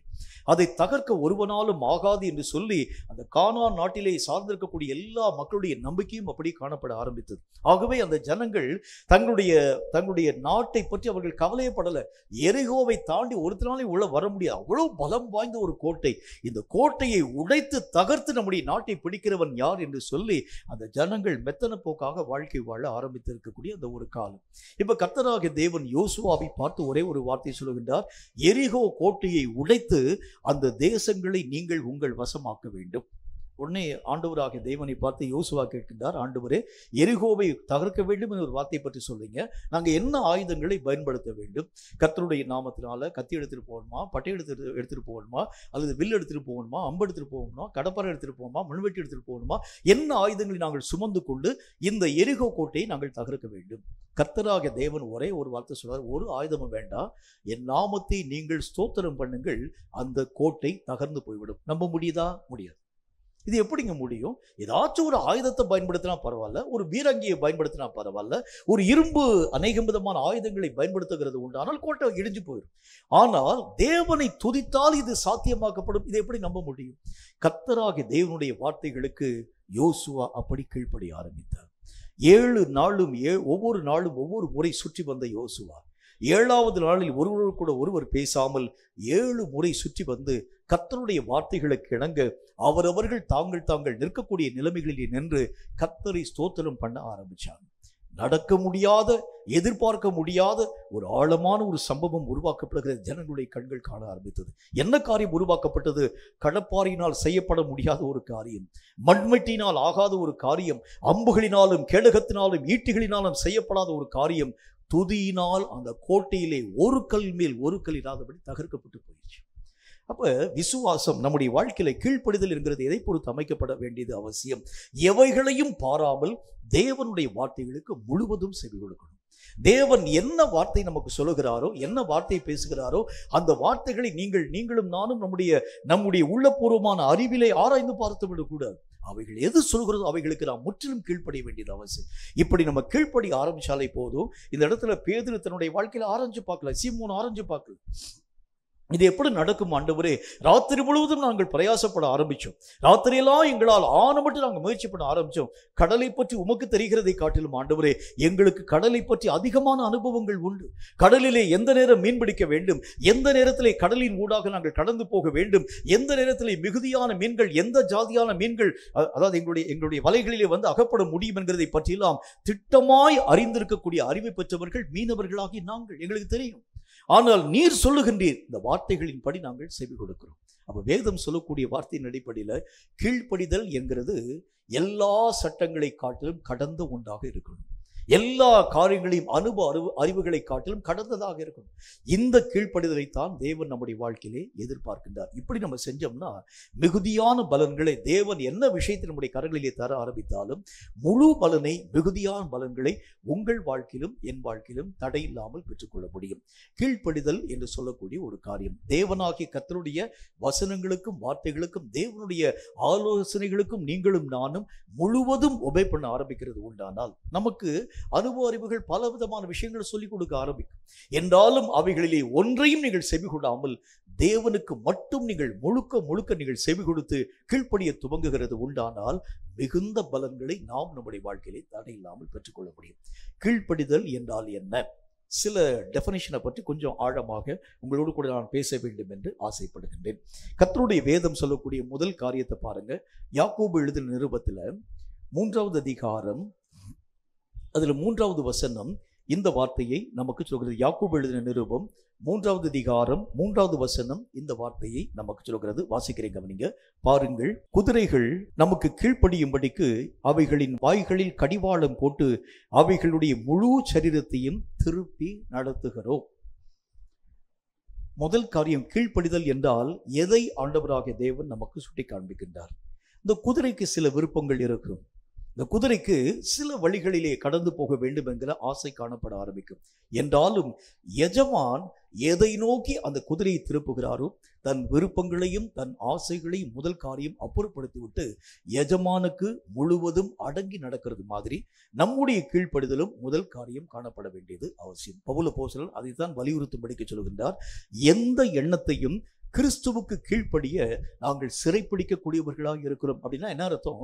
நமக்கு இருக்கிற பல விதமான விருப்பங்கள் நம்முடைய வாழ்க்கையிலே உண்டு. இப்படி இருக்கணும், இப்படி வாழணும், இப்படி செய்யணும், இந்த மாதிரி ஒரு ஓட்டத்தின் ஊடாக கடந்து போகணும், இந்த மாதிரியான ஒரு சம்பாத்தியத்தின் ஊடாக கடந்து போகணும், இத்தனை விதமான தன்மைகளின் ஊடாக நான் எல்லா மக்களுக்கும் முன்பதாக பெயரையும் புகழையும் ஆஸ்தியும் அந்தஸ்தி நான் பெற்றுக்கொள்ள வேண்டும் என்கிற நமக்கு என்கிற சில விருப்பங்கள் உண்டு. ஆனால் இந்த குதிரையானது தன்னுடைய விருப்பத்தின்படி நடக்கிறதில்லை. கடிவாளத்தினால் எஜமான் எதை நோக்கி அந்த குதிரையை இயக்குகிறானோ, ஒருவேளை இந்த குதிரைக்கு பிரியமில்லாத ஒரு இடத்தை நோக்கி எஜமான் இயக்க ஆரம்பித்தாலும் குதிரை மறுபேதும் சொல்லாமல் எஜமானுக்கு முழுவதும் கீழ்ப்படிந்து அவன் நடத்தக்கூடிய வழிகளிலே நடத்துகிறது மாதிரி கர்த்தராகிய தேவன் நம்மை நடத்தக்கூடிய வழிகள் எல்லா நாளிலும் மெத்தென்கின்ற ஒரு பசுமையான புல்வெளிகளிலே அல்ல. நல்லா நீங்க யோசிக்கங்க. சில நேரங்களில் கர்த்தராகிய தேவன் பசுமையான புல்வெளிகளை நடத்தி கொண்டு போகின்றார். சில நேரங்களிலே கடினமான பாதையிலே கர்த்தராகிய தேவன் நம்மை அழித்துக் கொண்டு போகின்றார். 23வது சங்கீதத்தை நீங்க வீட்டில் போய் வாசி பார்த்தீங்கனாலே அந்த சங்கீதத்திலே ஒரு வார்த்தை நாம் விதமாய் வாசிக்க முடியும். அதில் அவர் சொல்லுகின்றார், நீர் என்னை அமர்ந்த தண்ணீர்கள் அண்டையிலே இருக்கக்கூடிய ஊற்றின் அண்டிலே என்னை அழைத்து கொண்டு போகின்றீர். அதே சங்கீதத்தை தொடர்ந்து ஆண்டவராகிய தேவனுடைய வசனம் சொல்கிறது, மரண இருளின் பள்ளத்தாக்கிலே நீர் என்னை அழைத்து கொண்டு போனாலும். அப்படின்னா அர்த்தம், ஒரே சங்கீதத்தில் 2 விஷயத்தை ஆண்டவராகிய தேவன் பேசுகிறார். மெத்தென்கின்ற பசுமையான புல்வெளியிலே கூட்டி கொண்டு போனால் அங்கேயும் நான் திருப்தியா இருக்கணும். மரண இருளின் பள்ளத்தாக்கிலே கொண்டு போய் என்னை ஆண்டவராகிய தேவன் விட்டாலும் அவர் சொல்லுகின்றார், மரணத்திற்கு ஒரு அடி தூரம் தான் எனக்கும் மரணத்திற்கும் மெய்யாகவே சமீபமாய் காணப்படக்கூடிய நிலைகளின் ஊடாக கர்த்தராகிய தேவன் என்னை அழைத்துக் கொண்டு போக ஆரம்பித்தார். நாங்க போக மாட்டோம் ஆண்டவரே சொல்லல, நான் அந்த காரியத்தின் ஊடாக போக மாட்டேன், என்னை மீண்டும் அதே பசுமையான வழியிலே நடத்தி கொண்டு போக வேண்டும். நிறைய பேருடைய வாழ்க்கையில சில கடினமான அந்த வழிகளை அவர்கள் தங்கள் வாழ்க்கையிலே தேவனாகிய கர்த்தர் அனுமதிக்கிறது உண்டானால் ஏற்றுக்கொள்ள மாட்டார். என்னை மீண்டும் அந்த மெத்தென்ற அந்த பாதையிலே அழைத்துக் கொண்டு போக வேண்டும் ஆண்டவரே, அந்த பசுமையான புல்வெளியிலே நாங்கள் மெய்யாகவே நடக்க வேண்டும் என்று இல்லை. எஜமான் என்ன காரியத்தை நோக்கி என்னை திசை திருப்புகிறானோ, எஜமான் எதை நோக்கி என்னை மெய்யாகவே கடிவாளமிட்டு திருப்ப ஆரம்பிக்கிறானோ, அது முள்ளான பாதையாய் இருந்தாலும் கல்லான பாதையாய் இருந்தாலும் சமபூமியாய் காணப்பட ஆரம்பித்தாலும் அது ஒருவேளை மலை முகடாய் காணப்பட ஆரம்பித்தாலும் எந்த காரியத்திற்கும் மறுபேதும் சொல்லப்படாமல் அந்த எஜமானுடைய சட்டங்களுக்கும் திட்டங்களுக்கும் கீழ்ப்படியக்கூடிய தன்மைகள் தான் தேவன் வருவக்கூடிய முழுவதும் கீழ்ப்படியும் ஒரு அனுபவம். நம்முடைய வாழ்க்கையில ஆண்டவராகிய தேவன் பல நேரங்களில் சில நேரங்களில் கர்த்தராகிய தேவன் நன்மையான காரியங்களை தரக்கூடியவராக, சில நேரங்களில் எல்லா நன்மைகளையும் இழக்க கொடுக்கக்கூடிய அளவிற்காக தேவன் என்னை அழைத்து கொண்டு போக ஆரம்பித்தாலும் அவைகளிலே பின்னிடாத ஒரு வாழ்க்கை தான் தேவன் விரும்பும் கீழ்ப்படியும் ஒரு அனுபவம். இதுக்கு இன்னொரு உதாரணத்தை சொல்லலாம். யோபுனுடைய வாழ்க்கை நான் சொல்ல முடியும். யோபு தன்னுடைய வாழ்க்கையிலே தேவனுக்கு பயப்படக்கூடியவனாய் காணப்பட ஆரம்பித்தால், சன்மார்க்கமான வாழ்க்கை வாழக்கூடியவனாய் காணப்பட்டு யோபு, தேவனுக்கு பயந்து தீமைக்கு விலகக்கூடியவனாய் காணப்பட்டு யோபு, தன்னுடைய வாழ்க்கையிலே காணப்படும் எல்லா ஆஸ்திகளும் அந்தஸ்துகளும் காணப்படக்கூடிய அந்த காலங்களில் தன்னுடைய ஒவ்வொரு விதமான மக்களும் மெய்யாகவே கர்த்தருடைய நாமத்தினாலே விருந்து கொண்டாடக்கூடிய நேரத்தில் எங்கே ஒருவேளை தங்களுடைய வாழ்க்கையிலே அவர்கள் கர்த்தருடைய நாமத்தை தூஷித்திருப்பார்கள் என்று சொல்லி எல்லா காரியத்திற்கும் பலி செலுத்தக்கூடியவனாய் விளங்கின தேவ பயம் நிறைந்தவனாக காணப்படக்கூடிய யோபு, ஒரு நாளில் பெற்ற எல்லா நன்மைகளையும் ஒரே நாளில் யோபு இழந்து போயிட்டார். எல்லா காரியத்தையும் இழந்து போயிட்டார். என்னென்ன காரியங்கள் யாவற்றையும் இழந்து போக ஆரம்பித்தார். அவருடைய ஆடுகள், மாடுகள், கோழிகை, கழுதைகள், குதிரைகள், ஒட்டகங்கள் எல்லா காரியத்தையும் ஒரே நாள் இழந்து போயிட்டார். அவருடைய ஆசைகள், அந்தஸ்துகள் எல்லாம் ஒரே நாளில் கடந்து போகக்கூடியதாய் விளங்கிட்டு, அவருடைய பிள்ளைகள் எல்லாம் ஒரே நாளிலே செத்து போயிட்டாங்க. மனைவியும் கூட அவரை விட்டு பிரிந்து போக ஆரம்பித்தாலும் கர்த்தருடைய நாமத்தினாலே யோபு என்கிற மனிதன் ஒரே ஒரு வார்த்தையை சொல்லுகின்றார்: கர்த்தர் கொடுத்தார், கர்த்தர் எடுத்தார், கர்த்தருக்கு ஸ்தோத்திரம்னு சொல்றார். அப்படின்னா என்ன அர்த்தம்? தேவன் எதை அனுமதித்தாலும் அவைகளை ஏற்றுக்கொள்ளும் மனப்பக்குவம் தான் உண்மையான கீழ்ப்படிதலின் அடையாளம். தேவன் எதை என்னுடைய வாழ்க்கையிலே தர ஆரம்பித்தாலும் ஏற்றுக்கொள்ளணும். தேவன் ஒருவேளை நன்மையை தரக்கூடிய நேரத்தில் ஏற்றுக்கொள்ளக்கூடிய நீங்களும் நானும் தீமையை அனுமதித்தாலும் ஏற்றுக்கொள்ள பழகுகிறது தான் உண்மையான கீழ்ப்படிதல்.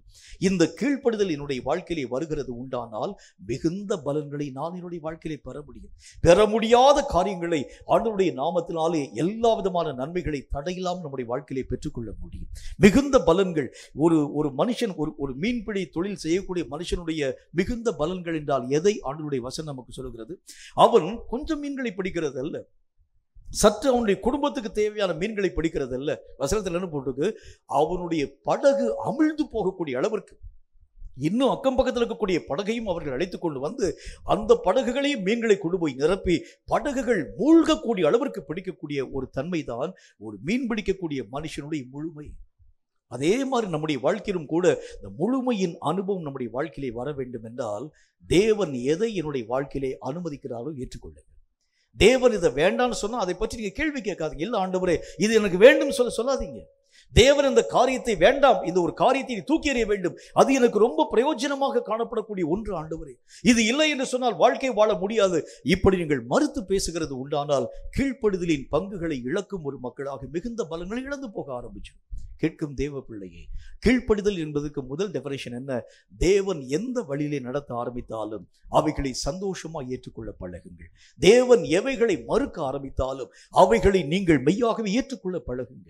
ஆண்டவராக தேவன் எந்த நுகத்தை என் மேல் சுமத்த ஆரம்பித்தால், கர்த்தருடைய வேத புத்தகத்தில் வாசிக்கிறோம், ஆண்டவராக தேவன் சொல்லுகின்றார், ஒருவன் என்னை பின்பற்றி வர மனதாய் இருக்கிறது உண்டானால் அவன் தன்னைத்தானே வெறுத்து தன் சிலுவையை எடுத்துக்கொண்டு என்னை பின்பற்ற வேண்டும். சிலுவையை ஆண்டவராக தேவன் பாரமாக என்னுடைய தோளிலே ஏற்றி வைக்க ஆரம்பித்தாலும் அதை அவமானத்தின் சின்னமாக நான் என்னுடைய மனதிலே யோசிக்காமல் ஏற்றுக்கொள்ள பழகக்கூடிய தன்மைக்கு பெயர் தான் முழுவதும் கீழ்ப்படிதல் என்று கர்த்தருடைய வசனத்தில் வாசிக்கிறோம். முழுவதும் கீழ்ப்படிதல் என்ன அர்த்தம்? எந்த விஷயத்திலும் நீங்கள் நானும் முரண்டு பண்ணக்கூடாது. எனக்கு சில மன விருப்பம் இருக்கும், எனக்கு சில ஆசைகள் இருக்கும், எனக்கு சில காரியங்கள் இருக்கும், இப்படி போனால் நல்லா இருக்குமே, இப்படி இருந்தால் நல்லா இருக்குமே, எனக்கு இருக்கும். என்றாலும் கூட என்னுடைய விருப்பங்கள் முற்றிலும் மறுக்கப்பட்டு, அந்த குதிரைக்கு பல ஆசைகள் இருக்கும் என்றாலும் கடிவாளத்தை இயக்கக்கூடிய எஜமானுக்கு தன்னுடைய ஆசைகள் எல்லாத்தையும் அடக்கிட்டு அந்த குதிரை எப்படி கீழ்ப்படியக்கூடியதாய் விளங்குகிறதோ அதே மாதிரி என்னுடைய கீழ்ப்படுதலும் என்னுடைய விருப்பங்கள் எல்லாவற்றையும் சிலுவைக்கு கீழாக புதைத்து போட்டு என்னுடைய ஆசைகளை என்னுடைய தேடல்களை யாவற்றையும் நான் புதைக்கும்படிக்காக ஒப்புக் கொடுத்து விட்டு எஜமானுக்கு கீழ்ப்படிந்து முழுவதும் இயங்கக்கூடியவனாய் காணப்படுகிறது உண்டானால் மிகுந்த பலன்கள் என் வாழ்க்கையிலே உண்டு என்று கர்த்தர் நமக்கு சொல்லுகிறார். கேட்கும் கர்த்தருடைய பிள்ளையே, மிகுதியான பலன்கள் இந்த உலகத்திலே பிறந்ததற்கு மிகுதியான பலன்களை நாம் பெற வேண்டும் என்றால் தேவனுக்கு முழுவதும் கீழ்ப்படியுங்கள். அதற்கு முக்கியமான காரியம் என்ன? உங்கள் சொந்த விருப்பு வெறுப்புகள் எல்லாம் மறுக்கப்பட்டு தேவனுடைய விருப்பங்களுக்கு நீங்களும் நானும் செவி கொடுக்க ஆரம்பித்தால் மிகுந்த பலன்களை தடையில்லாமல் பெற்றுக்கொள்ள முடியும். இரண்டாவது ஒரு காரியத்தை பாருங்க, கீழ்ப்படிதலுக்குரிய மற்றும் ஒரு டெஃபினிஷனாக கர்த்தருடைய வேதம் என்ன வார்த்தை சொல்கிறது? எபிரேயருக்கு எழுதப்பட்ட நிருபத்தில் அதுல 11வது அதிகாரம் 8வது வசனம் இந்த வார்த்தையை நமக்கு சொல்கிறது. எபிரேயருக்கு எழுதப்பட்ட நிருபம் 11வது அதிகாரம் 8வது வசனம் இந்த வார்த்தையை நமக்கு சொல்கிறது. அதை வாசிக்கிறேன் பாருங்க. விசுவாசத்தினாலே ஆபிரகாம் தான் சுதந்திரமாக பெறப்போகின்ற இடத்திற்கு போகும்படி அழைக்கப்பட்ட போது கீழ்ப்படிந்து தான் போகும் இடம் இன்னதென்று அறியாமல் புறப்பட்டு போனான். இரண்டாவது கீழ்ப்படிதல்னா என்ன அர்த்தம்னா, நமக்கு பலவிதமான அனுபவங்கள் நமக்கு உண்டு. ஒரு காரியத்தை சாப்பிடக்கூடாதா, ஒரு காரியத்தை ஏற்றுக்கொள்ளலாமா ஏற்றுக்கொள்ளக்கூடாதா, இந்த பஸ்ஸில் போகலாமா போகக்கூடாதா, நமக்குன்னு சில அனுபவங்கள் உண்டு. இந்த நம்பர் பஸ்ஸில் ஏறி போனால் இது இந்த ரூட்டில் போகாதே, நமக்கு அனுபவங்கள் உண்டு. இந்த சாப்பாட்டை நம்ம சாப்பிட்டோமா இது நம்முடைய வயிற்றுக்கு ஒத்துக்கிறாது, நமக்கு சில அனுபவங்கள் உண்டு. இந்த வழிகளிலே கடந்து போகிறது உண்டானால் இந்த நன்மைகளை நான் பெற முடியாது, நமக்கு பல அனுபவங்கள் நமக்கு உண்டு, உலக ரீதியான அனுபவங்கள். ஆனால் ஒரு விஷயத்தை புரிஞ்சுக்கங்க, உலக ரீதியான எந்த காரியங்களும் ஆவிக்குரிய லைஃப்பில் அவைகளை நீங்கள் அப்ளை பண்ண முடியாது. இது வேறு அது வேறு.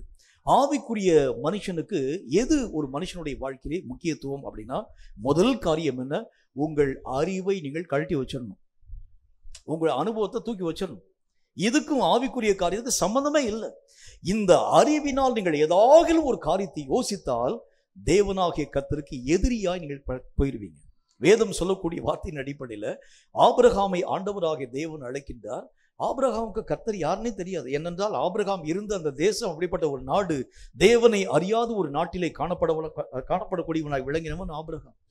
இந்த ஆபிரகாமை கர்த்தராகிய தேவன் அழைத்த மாத்திரத்தில் ஆண்டவராகிய தேவன் சும்மா கூப்பிடல, நீ என்னை பின்பற்றுவான்னு கூப்பிட்டா கூட பரவாயில்ல. ஆண்டவராகிய தேவன் சொல்லுகின்றார், நான் காண்பிக்கக்கூடிய தேசத்துக்கு நீ உன்னுடைய இனத்தாரையும் ஜனத்தாரை விட்டு புறப்பட்டு போன்னு கர்த்தர் சொல்லுகின்றார்.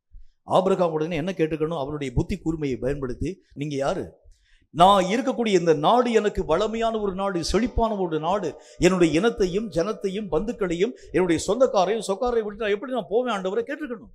ஆனால் ஆண்டவராகிய தேவனுடைய வார்த்தைகள் ஆபிரகாமுடைய வாழ்க்கையிலே உச்சரிக்கப்படக்கூடிய நேரத்தில் அவங்களுடைய சொந்தக்காரங்களாம் சொல்லியிருப்பாங்க, எங்கடா போற ஆபிரகாம், இங்கேதான் நீ வயல் வாங்கி போட்டுக்கிற, வீடு வாங்கி போட்டுக்கிற, நிலம் வாங்கி போட்டுக்கிற, இடம் வாங்கி போட்டுக்கிற, எல்லா காரியங்களையும் விட்டு ஏதோ ஒரு சத்தம் கேட்டுச்சுன்னு சொல்லி நீ பின்பற்றி போகிறாயே, இது உனக்கு என்னமாய் முடிய போகிறது தெரியுமா? இது உனக்கு நன்மையான ஒரு காரியத்தை தரும் என்பதை பற்றி நீ அறிந்திருக்கிறாயா? இது யாருடைய குரல், இது எங்கிருந்து வரக்கூடிய குரல் உனக்கு தெரியுமா என்பதை பற்றி பல ஜனங்கள் பல அந்த யோசனைகளை சொல்லியிருப்பாங்க. ஆபிரகாமுக்கும் சில டவுட் வந்திருக்கும். என்றாலும் கூட எதையும் தன்னுடைய வாழ்க்கையை பொருட்படுத்தாமல் தேவன் காண்பிக்கக்கூடிய அந்த நகரத்தை நோக்கி, அந்த நகரம் எப்படிப்பட்டதுன்னு தெரியாது, அந்த இடம் எப்படிப்பட்ட தேசம், எப்படிப்பட்ட ஒரு நாடு, அங்கு வசிக்கக்கூடிய மக்கள் எப்படிப்பட்ட மக்கள், அங்கு காணப்படக்கூடிய குடிமக்களுடைய அந்த தன்மைகள் எப்படிப்பட்டது, அவர்கள் நான் பேசக்கூடிய மொழியை பேசுவார்களா, வேற்று மொழிகளை பேசக்கூடியவர்களா, நான் வழங்கக்கூடிய ஆண்டவராக கடவுளை வழங்குவார்களா, அல்லது வேற்று மதத்தை சார்ந்திருக்கிறவர்கள் தெரியாது. ஆபிரகாமுக்கு ஒரு காரியமும் அறியாம, யாருமே இல்லாம, சொந்தம் இல்லாம, பந்தம் இல்லாம, தெரிஞ்சவங்க இல்லாம, அந்நியம் இல்லாம, நண்பர்கள் இல்லாம, ஏதோ ஒரு நாட்டை நோக்கி யாரோ ஒருவன் சொல்லுகிறான் என்பதற்காக போகிறாய் ஆபிரகாம். பல ஜனங்கள் பேசினாலும் கூட தேவனாகிய கர்த்தருடைய வார்த்தைகளுக்கு அவன் கீழ்ப்படிந்து கடந்து போக ஆரம்பித்தான். கீழ்ப்படிதல் என்று சொன்னால் இரண்டாவது காரியம் என்ன, முக்கியமான தேவை என்ன, என் அனுபவத்தை நான் தொலைச்சிடணும், என்னுடைய அறிவை முக்கியமாக நான் கழட்டி தூக்கி வச்சிடணும். என்னுடைய அறிவு பல நேரத்தில் பலவிதமான யோசனைகளை சொல்லிக் கொடுக்கக்கூடியதாக விளங்க ஆரம்பிக்கும். இந்த அறிவு என்னென்ன விதமான காரியங்கள் யாவற்றையும் சொல்லிக் கொடுக்க ஆரம்பிக்கும். நிறைய விஷயங்களை சொல்லிக் கொண்டு வரக்கூடிய காரியத்தை ஏற்றுக்கொள்ளக்கூடிய நேரத்தில் சில தப்பு வந்துருச்சுன்னா, நான் சொன்னது இப்படி சொன்னேன், ஆனால் நீ உன்னுடைய மனதிலே புரிந்து கொண்டது வேற மாதிரி புரிந்து கொண்டதுனால உனக்கு தவறான ஒரு அந்த சூழ்நிலைகள் வந்தது என்று சொல்லி மாற்றி பேச ஆரம்பிச்ச அறிவு. ஆகவே கர்த்தராகிய தேவன் நம்மை பார்த்து சொல்லக்கூடிய முதல் வார்த்தை என்ன, தேவனுக்கு கீழ்ப்படிய வேண்டும் என்றால் முக்கியமான காரியம் என்ன, உன் அறிவை தூக்கி கீழே வச்சிரு, உன்னுடைய புத்தியை தூக்கி கீழே வச்சிரு, உன்னுடைய ஞானத்தை தூக்கி கீழே வச்சு, உன்னுடைய அறிவை தூக்கி கீழே வச்சிரு. தேவன் என்ன காண்பிக்கிறாரோ அதை நீ முழுவதுமாக ஏற்றுக்கொள்ள பழகு. தேவன் எதை என்னுடைய வாழ்க்கையிலே அனுமதிக்கிறாரோ அவைகளை ஏற்றுக்கொள்ள பழகு. அதனுடைய பின்னணியம் நமக்கு தெரியாது, அதனுடைய வழிமுறைகள் நமக்கு தெரியாது, அதனுடைய மார்க்கம் நமக்கு தெரியாது. கர்த்தராகிய தேவன் வானத்திலிருந்து நம்மை பார்க்கக்கூடியவராக இருக்கிறதுனால நமக்கு உண்டான ஒவ்வொரு வழிகளையும் முன்பதாகவே கர்த்தராகிய தேவன் டிசைன் பண்ணி வச்சிருவார். இந்த வழியில போனா அவனுடைய முழுமை இப்படியாய் போய் முடிக்கப்பட போகிறது. நம்மை ஆண்டவராகிய தேவன் வேற ஒரு மார்க்கத்தின் ஊடாக நடத்துகிறது மாதிரி காணப்படக்கூடிய இடத்துல உடனே நான் என்னுடைய அறிவு சார்ந்த அளவிற்காய் கர்த்தரை நோக்கி நான் கேட்கிறேன், ஆண்டவரே போகக்கூடிய வழி இதுதான் ஷார்ட்கட்டு, இதை விட்டுட்டு ஏன் இந்த வழியாக நீர் என்னை அழைத்துக் கொண்டு போகிறேன் என்று சொல்லி நான் கேட்கிறது உண்டானால் தேவன் என்னை கைவிட்டுருவார். அப்போ முதல் காரியம், உலகத்துல உங்களுக்கு எனக்கு சொல்லிக் கொடுக்கப்படக்கூடிய நல்ல ஒரு பாடம் என்ன, எதை உங்களுக்கு முன்பதாக அறிவிக்க ஆரம்பித்தாலும் 3 கேள்விகளை கேளுங்கள். என்ன கேள்வியை கேட்க வேண்டும், ஏன் என்றும், எதற்கு என்றும், எப்படி என்றும் கேட்க வேண்டும். இந்த 3 கேள்வி என்ன காரியம் உங்களுக்கு சொல்லிக் கொடுக்கப்பட ஆரம்பித்தாலும் கேளுங்கள். ஆனால் ஆவிக்குரிய பிரகாரத்தில் ஏனென்றும், எதற்கு என்றும், எப்படி என்றும் கேட்டால் கர்த்தர் விட்டு போயிடுவார். கேட்காமலே அப்படி பின்னால போயிடணும். கர்த்தர் எதை என்னுடைய வாழ்க்கையிலே அனுமதிக்கிறாரோ, ஒரு தேசத்துக்கு நீ போன்னு சொன்னா, ஆண்டவரே என்னுடைய சொந்த ஜனம், சொந்த தேசம், நாம் பிறந்து வளர்ந்த ஊர், இந்த ஒரு காரியத்தை விட்டு நான் எங்க போவேன் கேட்காத. நீ கேட்கிறது உண்டானால் தேவனுடைய மகிமையை, முழுமையான நிறைவுகளை நாம் பெற்றுக்கொள்ள முடியாது. ஆண்டவருடைய நாமத்தினால ஆபிரகாம் தேவனுடைய வார்த்தைகளுக்கு கீழ்ப்படிந்து கடந்து போனான். வசனத்தில் என்ன போட்டுருக்கு? ஆதியாகமம் 24:1 எல்லா ராஜாக்களை பார்க்கிலும் செல்வாக்கு நிறைந்தவனாய் உயர்த்தப்பட்ட ஒரு வாழ்க்கை வாழ ஆரம்பிச்சான். அவன் கூட இருக்கக்கூடிய மக்கள்லாம் எப்படி இருந்தாங்களோ நமக்கு தெரியல. அதே நாட்டிலே காணப்படக்கூடிய மக்கள் எப்படி இருந்தாங்களோ நமக்கு தெரியல. ஆனால் ஆபிரகாம் ஆண்டவராகிய தேவனுடைய நாமத்தினாலே எல்லா ஜனங்களுக்கு முன்பதாக மேன்மைப்படுத்தப்பட்டவனாய். 5 அரசர்கள் ஆபிரகாமை பார்த்து சொல்றாங்க, நீங்கள் எங்களுடைய நாட்டை காப்பாற்றக்கூடியவர்களாய் விளங்க ஆரம்பிச்சதுனால எங்கள் நாட்டிலே காணப்படும் உச்சிதமான பொருட்களை உங்கள் வசமாக எடுத்துக்கொள்ளுங்கள். ஆபிரகாம் சொன்னான், இல்லை இல்லை, உங்களால் நான் மேன்மைப்படுத்தப்பட்டேன் என்று சொல்லி ஒருவனும் சொல்லாதபடிக்கு தேவன் என்னை எல்லா காரியத்திலும் ஆசீர்வதித்திருக்கிறான்னு சொன்னார். அப்படின்னா என்ன அர்த்தம்? எல்லா விஷயத்திலும் ஒரு முழுமையான ஒரு நிறைவு நம்முடைய வாழ்க்கையில வரணும். மிகுதியான ஒரு பலன்கள் நம்முடைய வாழ்க்கையிலே உருவாக்கப்பட வேண்டும். தேவனுடைய நாமத்தினாலே ஆண்டவராகிய தேவனை ஏற்றுக்கொண்ட ஒரு மனுஷனை கர்த்தர் எந்த விஷயத்திலும் கைவிடவே மாட்டார் என்பதற்கு நீங்களும் நானும் ஒரு உதாரணமாக ஒரு வாழ்க்கையின் ஊடாக போகணும் சொன்னா, எல்லா விஷயத்திற்கும் கர்த்தராகிய தேவனுக்கு நீங்கள் கீழ்ப்படி. கீழ்ப்படிச்சாலே போதும். ஆண்டவராகிய தேவனுடைய நாமம் உங்கள் மூலம், உங்கள் வாழ்க்கையின் மூலம், உங்களுடைய ஒவ்வொரு விதமான கிரியைகளின் மூலம் எல்லா ஜனங்களாலும் மகிமைப்படுத்தப்பட ஆரம்பிக்கிறது. ஆபிரகாம் கீழ்ப்படி ஆரம்பித்தார். நடந்த காரியத்தை பார்க்கிறோம். எல்லா ஜனங்களும் அந்த நாட்களிலே தேசத்திலே வசித்த எல்லா ஜனங்களும் ஆபிரகாமை கொண்டாடினாங்க. அவனுடைய வாழ்க்கையிலே ஒவ்வொரு காரியத்தையும் கர்த்தராகிய தேவன் எப்படியெல்லாம் நிறைவாக்கி தருகிறார். ஆபிரகாமை அவன் வாழ்ந்திருக்கக்கூடிய அந்த காலங்களில் வசித்த மக்கள் மட்டுமா கொண்டாடினாங்க? இன்றைக்கு வரைக்கும் நீங்களும் நானும் கொண்டாடி கொண்டிருக்கிறோம். வசனத்தில் என்ன போட்டுருக்கு? என்னுடைய சந்ததிகள் அந்த ஆபிரகாமுக்குள் எல்லா ஜனங்களும் ஆசீர்வதிக்கப்படுவார்கள் அப்படின்னு அர்த்தம். எவ்வளோ பெரிய ஒரு நன்மையை கர்த்தராகிய தேவன் உருவாக்கி இன்னைக்கு வரைக்கும் ஆபிரகாமை சொல்லாத ஊழியக்காரன் எத்தனை பேர் இருக்கிறாங்க? ஆபிரகாமுடைய காரியத்தை பற்றி பேசாதிருக்கக்கூடிய மக்கள் எத்தனை பேர் உண்டு? இன்றைக்கு வரைக்கும் ஆபிரகாம் எல்லா மக்களாலும் புகழப்படக்கூடிய ஒரு மனிதனாக விளங்குகிறதற்கு காரணம் ஒரே ஒரு கீழ்ப்படியும் அனுபவம். கர்த்தர் காண்பித்த அந்த தேசத்தை பற்றி ஏன், எதுக்கு, எப்படி என்று சொல்லி ஒரு விசாரிக்காம தேவனுடைய வார்த்தைக்கு முழுவதும் கீழ்ப்படி ஆரம்பித்ததுதான் காரணம். கேட்கும் கர்த்தருடைய பிள்ளையே, கீழ்ப்படுதலின் 2வது பரிமாணம், நான் என்னுடைய அறிவின்படி யோசித்தால் தேவனுடைய வார்த்தைகளுக்கு நான் செவி கொடுக்க மாட்டேன். என்னுடைய அனுபவம் பல விஷயங்களை போதிக்கும். என்னுடைய அனுபவ அறிவு பலவிதமான காரியங்கள் எனக்கு கற்பிக்கக்கூடியதாய் விளங்கும். ஆனால் வசனத்தில் என்ன காரியத்தை கர்த்தராகிய தேவன் நமக்கு சொல்லுகின்றார்? உங்களுடைய வழிகளை காட்டிலும் என்னுடைய வழிகள் உயர்ந்தவை. ஆனால் உங்களுடைய வழிகள் எல்லாம், அவைகள் எல்லாம் பார்க்கறதுக்கு நல்லா இருக்க ஆரம்பிச்சாலும் கூட அவைகளுடைய இறுதி மரணத்தை நோக்கி நம்மை அழைத்து கொண்டு போகக்கூடிய வழிகள். தேவன் காண்பிக்கக்கூடிய வழியோ ஒருவேளை நம்முடைய கண்களுக்கு முன்பதாக அது ஒருவேளை ஒரு பயங்கரமான ஒரு பாதையாய் காணப்பட ஆரம்பித்தாலும் முடிவோ நித்திய ஜீவனை தரக்கூடிய மார்க்கமாக விளங்க ஆரம்பிக்கும். கேட்கும் கர்த்தருடைய பிள்ளையே, என் மனசுக்கு பிரியப்படக்கூடிய வழிகள் நல்லா தான் இருக்கிற மாதிரி தெரியும். ஆனாலும் இறுதி அது ஆண்டவராகிய தேவனால் உருவாக்கப்படாத ஒன்றாக இருக்கிறதுனால அது இறுதி பலன் பயங்கரமான பலனாய் காணப்பட ஆரம்பிக்கிறதை பார்க்க முடியும். தங்கள் மார்க்கத்திலே ஆரம்ப நாட்களிலே காணப்பட்டிருக்கக்கூடிய மக்கள், பல மக்கள் தங்கள் விருப்பத்தின்படி தங்கள் வழிகளை அமைத்துக் கொள்ள ஆரம்பிச்சார். முடிவு எப்படியாய் போயிச்சு பாருங்களேன். கர்த்தருடைய நாமத்தினால யூதாசனுடைய வழியை தன் இஷ்டத்திலே தேர்ந்தெடுக்க ஆரம்பித்தார். இந்த ஆண்டவராகிய தேவனை காட்டிக் கொடுக்க ஆரம்பித்தேன், இனி இந்த உலகத்திலே வாழுகிறதுக்கு நான் தகுதியற்றவர் என்று சொல்லி தானே தன்னுடைய முடிவை தேர்ந்தெடுக்க ஆரம்பித்தார். நடந்த காரியத்தை பாருங்க. கடைசி வரைக்கும் அவனுடைய வாழ்க்கை கர்த்தராகிய தேவனால் அங்கீகரிக்கப்பட முடியாததாய் தூக்கு போட்டு தன்னுடைய ஜீவனை மாய்த்துக் கொள்ளக்கூடிய வழியின் ஊடாக கடந்து போகிறத பார்க்க முடியும். நான் யோசிக்கக்கூடிய வழி எனக்கு ஒருவேளை அது ஒரு திருப்தியான ஒரு வழியை போல காணப்பட ஆரம்பித்தால், எனக்கு உண்டான முடிவு இப்படிதான் இருக்கணும்னு சொல்லி நானாக நினைவு கூற ஆரம்பித்தாலும் அவைகளுடைய முடிவுகள் பயங்கரமான முடிவாக காணப்பட ஆரம்பிக்கிறதை பார்க்க முடியும். கேட்கும் கர்த்தருடைய பிள்ளையே, கீழ்ப்படிதல் என்கிறது முற்றிலும் முழுவதும் உங்கள் அனுபவங்களையும் அறிவு சார்ந்த விஷயங்களையும் தள்ளி தேவன் நமக்கு வைத்திருக்கக்கூடிய வழிகளை நான் நேசித்து ஏற்றுக்கொள்ளக்கூடிய தன்மையை பொறுத்து அமைக்கப்படுகிறது என்று கர்த்தராகிய தேவன் நமக்கு சொல்லுகின்றார். 3வது ஒரு காரியத்தை பாருங்க. கர்த்தருடைய வேதம் சொல்லக்கூடிய மற்றும் ஒரு வார்த்தையாக 1 பேதுருவின் புஸ்தகத்துல அதுல 3வது அதிகாரம் 6வது வசனம் இந்த வார்த்தையை நமக்கு சொல்கிறது. 1 பேதுருவின் புஸ்தகம் 3வது அதிகாரம் 6வது வசனம் இந்த வார்த்தையை நமக்கு சொல்கிறது. வாசிக்கிற கவனிங்க. அந்தபடியே சாராள் ஆபிரகாமை ஆண்டவன் என்று சொல்லி அவனுக்கு கீழ்ப்படிந்திருந்தால் நீங்கள் நன்மையை செய்து ஒரு ஆபத்திற்கும் பயப்படாதிருந்தீர்களானால் அவளுக்கு பிள்ளைகளாய் இருப்பீர்கள் என்று கர்த்தருடைய வேதத்தில் வாசிக்கும். 3வது காரியம், அடக்கி அல்ல அமர்ந்து கீழ்ப்படிய பழக வேண்டும். கர்த்தர் கண்டிக்கிறார், திட்டங்களுக்காக நீங்க கீழ்ப்படியக்கூடாது. நீங்க ஆபிரகாம் அந்த சாராளை அடக்கி ஆண்டவன் நீ சொன்னாதான் உனக்கு அடுத்த வேளை சாப்பாடுன்னு சொல்லல. இந்த சாராளை தன்னுடைய நிலைகளை புரிந்து கொண்டாள். என்ன காரியத்தை புரிந்து கொண்டாள்? எனக்கு தலைமையாக, எனக்கு ஆண்டவனாக ஆபிரகாமை கர்த்தர் வைத்திருக்கின்றார். ஆகவே அவனுக்கு கீழ்ப்படிய வேண்டியது என்னுடைய கடமை.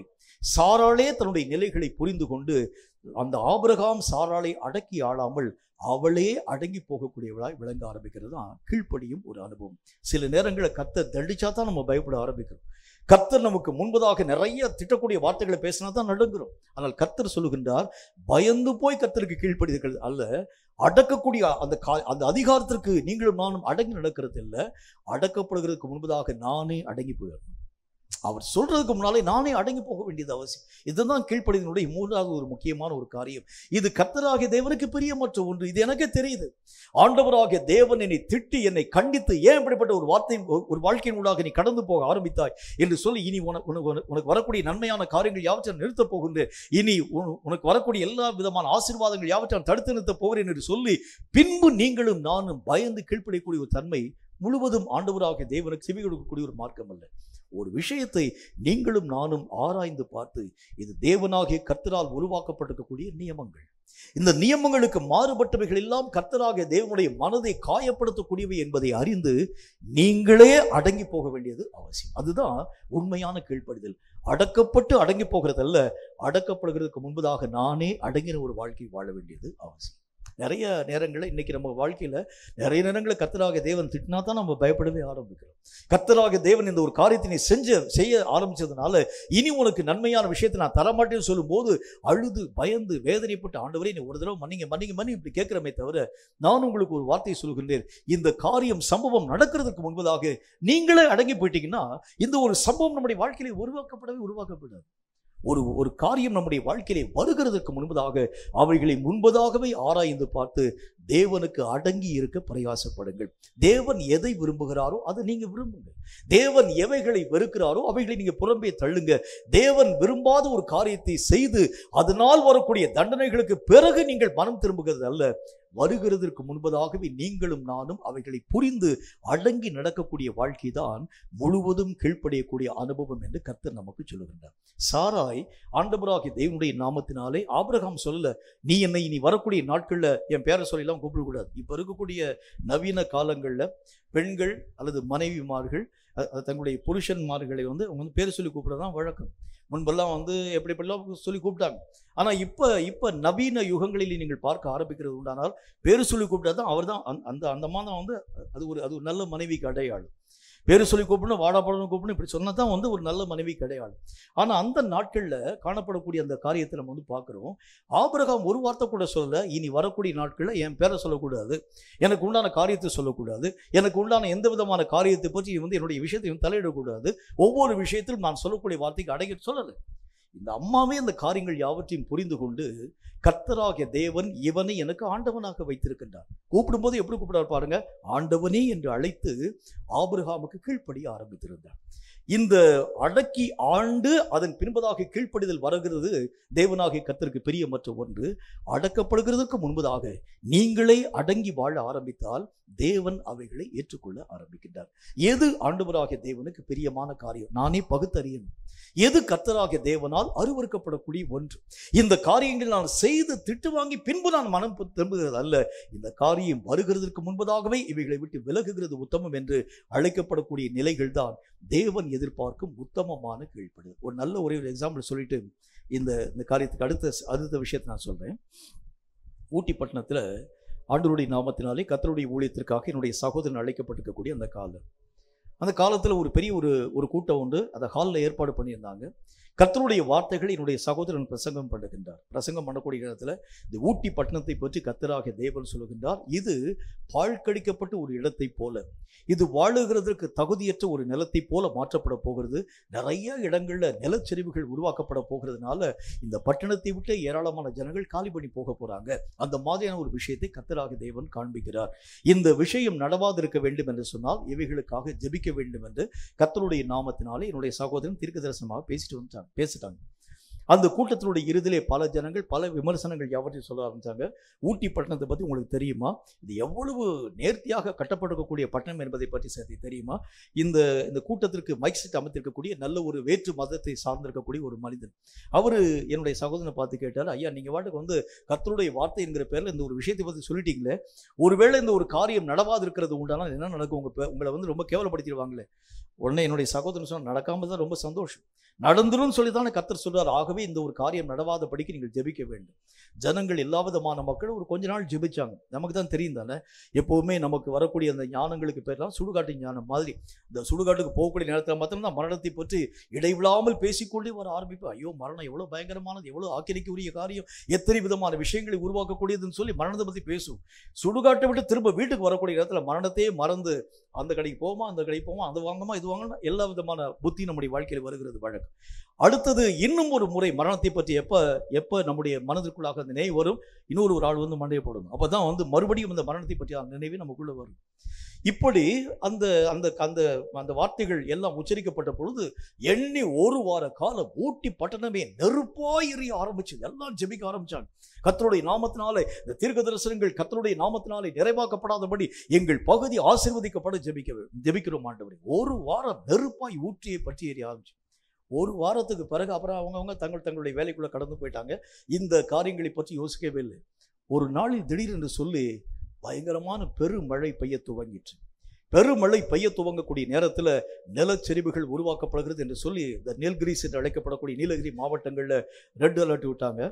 அநேக விதமான இடங்களில் சரிவுகள் உருவாக்கப்பட்டது.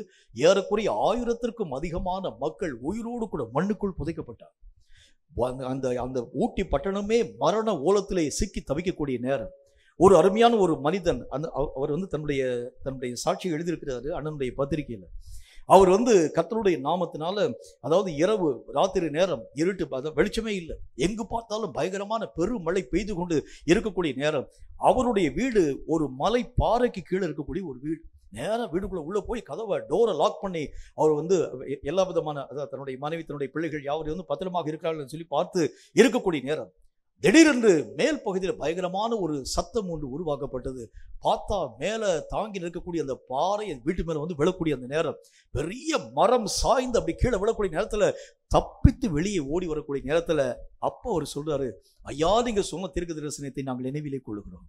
நீங்க பேசுனீங்க, ஒரு நாள் நீங்க சொன்னீங்க, அவைகளை நாங்கள் ரொம்ப நாள் மறந்தே போயிட்டோம். இப்பொழுது மரம் என் மேல் விழுந்து நான் நசுங்க போகிற நேரத்திலே இந்த தீர்க்க தரிசனம் நான் நினைவிலே கொள்ளுகின்றேன். நீ சொன்ன வார்த்தைகள் 100க்கு 100 உண்மை. அண்ணன் திரும்பி பதில் கழுதி எழுதினாங்க, வந்த பிறகு உணரக்கூடிய உணர்வுக்கு பேர் உணர்வு அல்ல, வருகிறதற்கு முன்பதாக தடுக்கிறது தான் உத்தமம் என்பதை பற்றி பேசினாங்க. இதை எதுக்கு சொல்றேன்? ஒரு காரியம் நடந்த பிறகு நம்முடைய வாழ்க்கையை உணரக்கூடிய தன்மை அல்ல, ஒரு காரியம் நடவாதபடி தடுக்கக்கூடிய ஒரு தன்மை தான் மேன்மையை தரக்கூடிய ஒன்று. நம்முடைய வாழ்க்கையில கூட கீழ்ப்படிதல் என்று அழைக்கப்படக்கூடியது எதை பொறுத்து அமைக்கப்படுகிறது அப்படின்னா, கர்த்தர் தண்டித்த பிறகு நான் கீழ்ப்படியும் ஒரு மனிதனாய் அல்ல, தண்டனைகள் வருகிறதற்கு முன்பதாக நான் கீழ்ப்படியப்படுகிறேன். என்னுடைய வாழ்க்கையிலே அநேக விதமான உரிமைகள் மறுக்கப்பட்ட பிறகு நான் பயந்து நடுங்கி கர்த்தருக்கு கீழ்ப்படிய மனிதனாய் அல்ல, கர்த்தருடைய வார்த்தைகளின்படி நான் தேவனாகிய கர்த்தருக்கு எல்லா விஷயத்திலும் கீழ்ப்படியக்கூடிய ஒரு மனிதனாக. அதனால் எனக்கு தீமை வந்தாலும், அதனால் பாதிப்பு வர ஆரம்பித்தாலும், அந்த கீழ்ப்படிதல் என்னுடைய வாழ்க்கையிலே பயந்து அடங்கி நான் வாழ்க்கை வாழ ஆரம்பிக்கிறது உண்டானால் அவைகளைத்தான் கர்த்தர் கனப்படுத்தக்கூடிய ஒரு தேவனாய் விளங்க ஆரம்பிக்கிறார். கேட்கும் கர்த்தருடைய பிள்ளையே, கீழ்ப்படிதல் என்று அழைக்கப்படக்கூடியது பயத்தினால் உருவாக்கப்படக்கூடியது அல்ல, அனுபவங்களின் மூலமாய் வரக்கூடியதும் அல்ல. ஒரு காரியம் நடக்கிறதுக்கு முன்பதாக நீங்கள் கர்த்தராகிய தேவனுக்கு கீழ்ப்படிய பழக வேண்டியது அவசியம். அதுதான் கர்த்தர் உண்மையான கீழ்ப்படிதல் என்கிற அடிப்படையிலே கர்த்தராகிய தேவன் ஏற்றுக்கொள்ள ஆரம்பிக்கிறார். அடி வாங்கின பிறகு இந்த ஒரு காரியம் என் தேவனுக்கு பிடிக்காது என்பதை பற்றி அல்ல, அடி வாங்குகிறதுக்கு முன்பதாகவே எது கர்த்தருக்கு பிரியமற்றது என்பதை பற்றி நான் ஆராய்ந்து பார்க்கக்கூடிய அறிவு இருக்கு. பார்த்தீங்களா, இதுதான் முழுவதும் கீழ்ப்படியக்கூடிய ஒரு தன்மைக்குரிய டெஃபினேஷன். இந்த ஒரு நிலைகளுக்காகவே நீங்களும் நானும் அழைக்கப்பட்டிருக்கிறோம். காலங்கள் கொடிய காலங்கள். இந்த காலங்களில் மிகுதியான பலன்களை தேவன் நம்முடைய கரங்களில் பல விதமான பொறுப்புகளை தந்திருக்கிறார். சில பொறுப்புகள் நம்ம கையில் இப்போ இருக்கு, சில பொறுப்புகள் இல்லாமல் போயிடுச்சு. இல்லாது போன ஒவ்வொரு காரியங்களும் நான் திரும்ப பெற வேண்டும். ஒவ்வொரு தேவன் தந்திருக்கக்கூடிய ஒவ்வொரு பொறுப்பிலும் ஆண்டவராக தேவனுடைய நாமத்தினால ஒரே ஒரு விஷயத்தை நான் சொல்லி என்னுடைய செய்தியை நிறைவு பண்றேன். அந்த ஒரு தாளந்தி பெற்ற மனிதன் அந்த தாளந்து செலவு பண்ணாம அந்த ஒரு தாளந்தையும் திருப்பி கொண்டு போய் கர்த்தருடைய அதாவது தன்னுடைய எஜமானுடைய கையில கொண்டு கொடுத்தான். என்றாலும் சாபம் அவனுடைய வாழ்க்கையில வந்தது. அப்படின்னா எஜமான் எதை எதிர்பார்க்கின்றார்? அந்த ஒரு தாளந்தை வாங்கிட்டு ஒன்றை கொண்டு போய் திரும்ப கொடுக்கறது இல்லை, மிகுந்த பலன்களை நான் சம்பாதித்து கொடுக்கணும். அதைத்தான் கர்த்தர் நம்முடைய வாழ்க்கையிலும் எதிர்பார்க்கின்றார். நீ வாங்கின அதே விதமான நீங்க தந்தீங்க, நீங்க வந்து தீர்க்க தரிசன வார்த்தை கொடுத்தீங்க ஆண்டவரே, அதை நான் உங்க கையில நான் திரும்ப தருகிறேன். இல்லை, அதனுடைய மிகுந்த பலன்களை நான் கர்த்தருக்கு முன்பதாக கொண்டு போய் கொடுக்க வேண்டியது அவசியம். கேட்கும் கர்த்தருடைய பிள்ளைகள், நம்முடைய வாழ்க்கை ஒரு முறை கொடுக்கப்பட்ட ஒரு வாழ்க்கை. இந்த ஒரு வாழ்க்கையிலே எப்படிப்பட்ட ஜீவியத்தின் ஊடாக கடந்து போகிறோம். உங்க கையில கொடுக்கப்பட்டிருக்கக்கூடிய வாரம், உங்க கையில கொடுக்கப்பட்டிருக்கக்கூடிய தாளந்து, இவைகளை ஒருவேளை இவ்வளவு நாள் வரைக்கும் பயன்படுத்தாம அவைகளை நாம் மூடி மறைத்திருக்கிறது உண்டானால், இன்றாகிலும் அவைகளை பயன்படுத்தி மிகுந்த பலன்களை கொடுக்கக்கூடிய ஒரு மக்களாய் விளங்குங்கள். இதுக்கு முக்கியமான தேவை என்ன? கீழ்ப்படியும் ஒரு மனம். கீழ்ப்படிதல் என்றால் எப்படிப்பட்டது என்பதை பற்றி நாம் கற்றுக்கொள்ள ஆரம்பித்தோம். நான் என்னுடைய விருப்பத்தின்படி ஓடக்கூடிய ஓட்டத்தின் அளவின்படி அல்ல. எனக்கு என்கிற பலவிதமான விருப்பங்கள் காணப்பட ஆரம்பித்தாலும் என் எஜமான் என்னை எதை நோக்கி நடத்துகிறாரோ அவைகளுக்கு கீழ்ப்படியும் ஒரு அனுபவம். இரண்டாவது, என்னுடைய அனுபவங்களையும் என்னுடைய அறிவை நான் தூக்கி வச்சிடணும். அவைகளை நான் ஆராய்ச்சி பார்க்கவே கூடாது. கர்த்தர் என்ன விஷயத்தை என்னுடைய வாழ்க்கையிலே அனுமதிக்க ஆரம்பித்தாலும் அவைகளை நான் முழுவதும் என்னுடைய வாழ்க்கையிலே ஏற்றுக்கொள்ள வேண்டும். மூன்றாவது, அடக்கப்படுகிறதுனால் நான் அடங்கி போகிறவனாய் அல்ல, அடக்கப்படுவதற்கு முன்பதாகவே அடங்கி வாழும் ஒரு மனிதனாக விளங்கும். நான் முன்னாலே நான் யோசிச்சு பார்க்கணும், எது எல்லாம் கர்த்தராகிய தேவனுடைய மனதை புண்படுத்தக்கூடிய நான் யோசிச்சு பார்க்கணும். யோசித்து பார்த்து அடக்கப்பட்டு பின்பு நான் கர்த்தருக்கு கீழ்ப்படியும் மனிதனாய் அல்ல, அடக்கப்படுவதற்கு முன்பதாகவே கர்த்தருடைய மனதை புரிந்து கொண்டு நான் அடங்கி தேவனுடைய வார்த்தைகளுக்கு அடங்கி நடக்க ஆரம்பிக்கிறது உண்டானால் இந்த கீழ்ப்படிதலிலே முழு பலன்களை உங்கள் வாழ்க்கையிலே தடையில்லாமல் பெற்றுக்கொள்ள முடியும் என்கிறதில் சந்தேகம் ஒன்றுமில்லை. தலைகளை தாழ்த்தி கண்களை மூடி கர்த்தர் சொன்ன அந்த வார்த்தைகளுக்காக உள்ளத்தை நாம் திறந்து ஒருமனப்பட்டவர்களாய் நாம் ஜெபிக்க போகின்றோம். கீழ்ப்படிதலின் மூலமாய் மிகுந்த பலன்களை நாம் நம்முடைய வாழ்க்கையிலே பெற்றுக்கொள்ள முடியும் என்று கர்த்தர் நமக்கு சொன்னார். கீழ்ப்படிதல் நம்முடைய வாழ்க்கையிலே மிகவும் அவசியமான ஒன்று என்று கர்த்தர் நம்மோடு கூட பேசினார். இந்த வார்த்தைகளை கற்றுக்கொள்ள நீங்களும் நானும் தேவனுக்கு எப்படியெல்லாம் கீழ்ப்படுகிறோம் என்று சொல்லி பாருங்கள். தேவன் எப்படிப்பட்ட கீழ்ப்படுதலை நம்முடைய வாழ்க்கையிலே விரும்புகிறார் என்று பாருங்கள். எல்லா விதமான விஷயத்திலும் உங்களுடைய உரிமைகள் மறுக்கப்படணும், உங்களுடைய விருப்பங்கள் மறுக்கப்படணும். இரண்டாவது, கர்த்தராகிய தேவன் நான் நினையாத ஒரு வழியிலே நடத்தி கொண்டு போனாலும் அவைகளை நான் சந்தோஷமாய் ஏற்றுக்கொள்ள பழகணும். மூன்றாவது காரியமாய் கர்த்தரினோடு கூட பேச ஆரம்பித்தார். நான் அடக்கப்படுகிறதுனால் அடங்கி போகக்கூடியவனாய் அல்ல, அடக்கப்படுகிறதுக்கு முன்பதாகவே நானே அடங்கின வாழ்க்கை வாழ என் நிலைகளை நான் ஒப்புக் கொடுக்கணும். கர்த்தர் பேசின இந்த வார்த்தையின் அடிப்படையில், கர்த்தர் பேசின இந்த காரியத்தின் அடிப்படையில் நம்முடைய மனது நிலைகள் எல்லாவற்றையும் கர்த்தருக்கு நேராக நாம் சீர்படுத்தி ஒப்பு கொடுத்து நாம் ஜெபிக்க போகின்றோம். நன்றி செலுத்துகிறோம் கர்த்தாவே. கர்த்தர் உரைத்த இந்த காரியத்தின் அடிப்படையில் நம்முடைய உள்ளத்தை திறந்து கர்த்தரை நோக்கி நாம் ஜெபிக்க போகின்றோம். கர்த்தாவே, நானும் உமக்கு கீழ்ப்படிந்து நடக்க, உமக்கு அடங்கி நடக்க, உம்முடைய சித்தத்திற்கு இசைந்து நடக்க எனக்கு பல விருப்பங்கள் உண்டு, பல சிந்தனைகள் உண்டு. ஆனால் அவைகள் ஒன்றும் என்னுடைய ஆவிக்குரிய நிலைகளிலே ஈடேற்றமான தன்மைகளை தராதப்பா. தேவன் எதை எதிர்பார்க்கிறாரோ அவைகளின்படி வாழுகிறதான் என் வாழ்க்கையிலே மேன்மை. ஆபிரகாம் இந்த கீழ்ப்படுதலை தன்னுடைய வாழ்க்கையிலே ஏற்றுக்கொள்ள ஆரம்பித்ததினாலே இன்றைக்கு வரைக்கும் ஆபிரகாம் பேசப்படக்கூடிய ஒரு மனிதனாய் விளங்கினானே. இதே நிலை என்னுடைய வாழ்க்கையிலே வர எனக்கு கிருபையை தாரும் என்று கர்த்தரை நோக்கி நாம் ஒருமனப்பட்டவர்களா நாம் ஜெபிக்க போகின்றோம். முடிவில்லாத வாழ்வை தேடி வருகிறே இறைவா,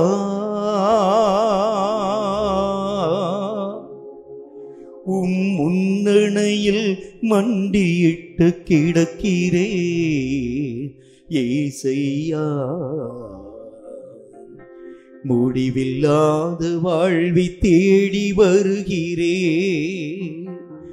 நானே உயிர் தரும் ஊற்று என்ற வார்த்தையின் பொருள் என்னவோ, நானே உயிர் தரும் ஊற்று என்ற வார்த்தையின் பொருள் என்னவோ, ஊற்றில் பருகிடும் எனக்கென்றும் பசி இல்லையோ, துயர் இல்லையோ, தாகமில்லையோ, பசி இல்லையோ, துயர் இல்லையோ, தாகமில்லையோ முடிவில்லாத வாழ்வை தேடி வருகிறேன் இறைவா.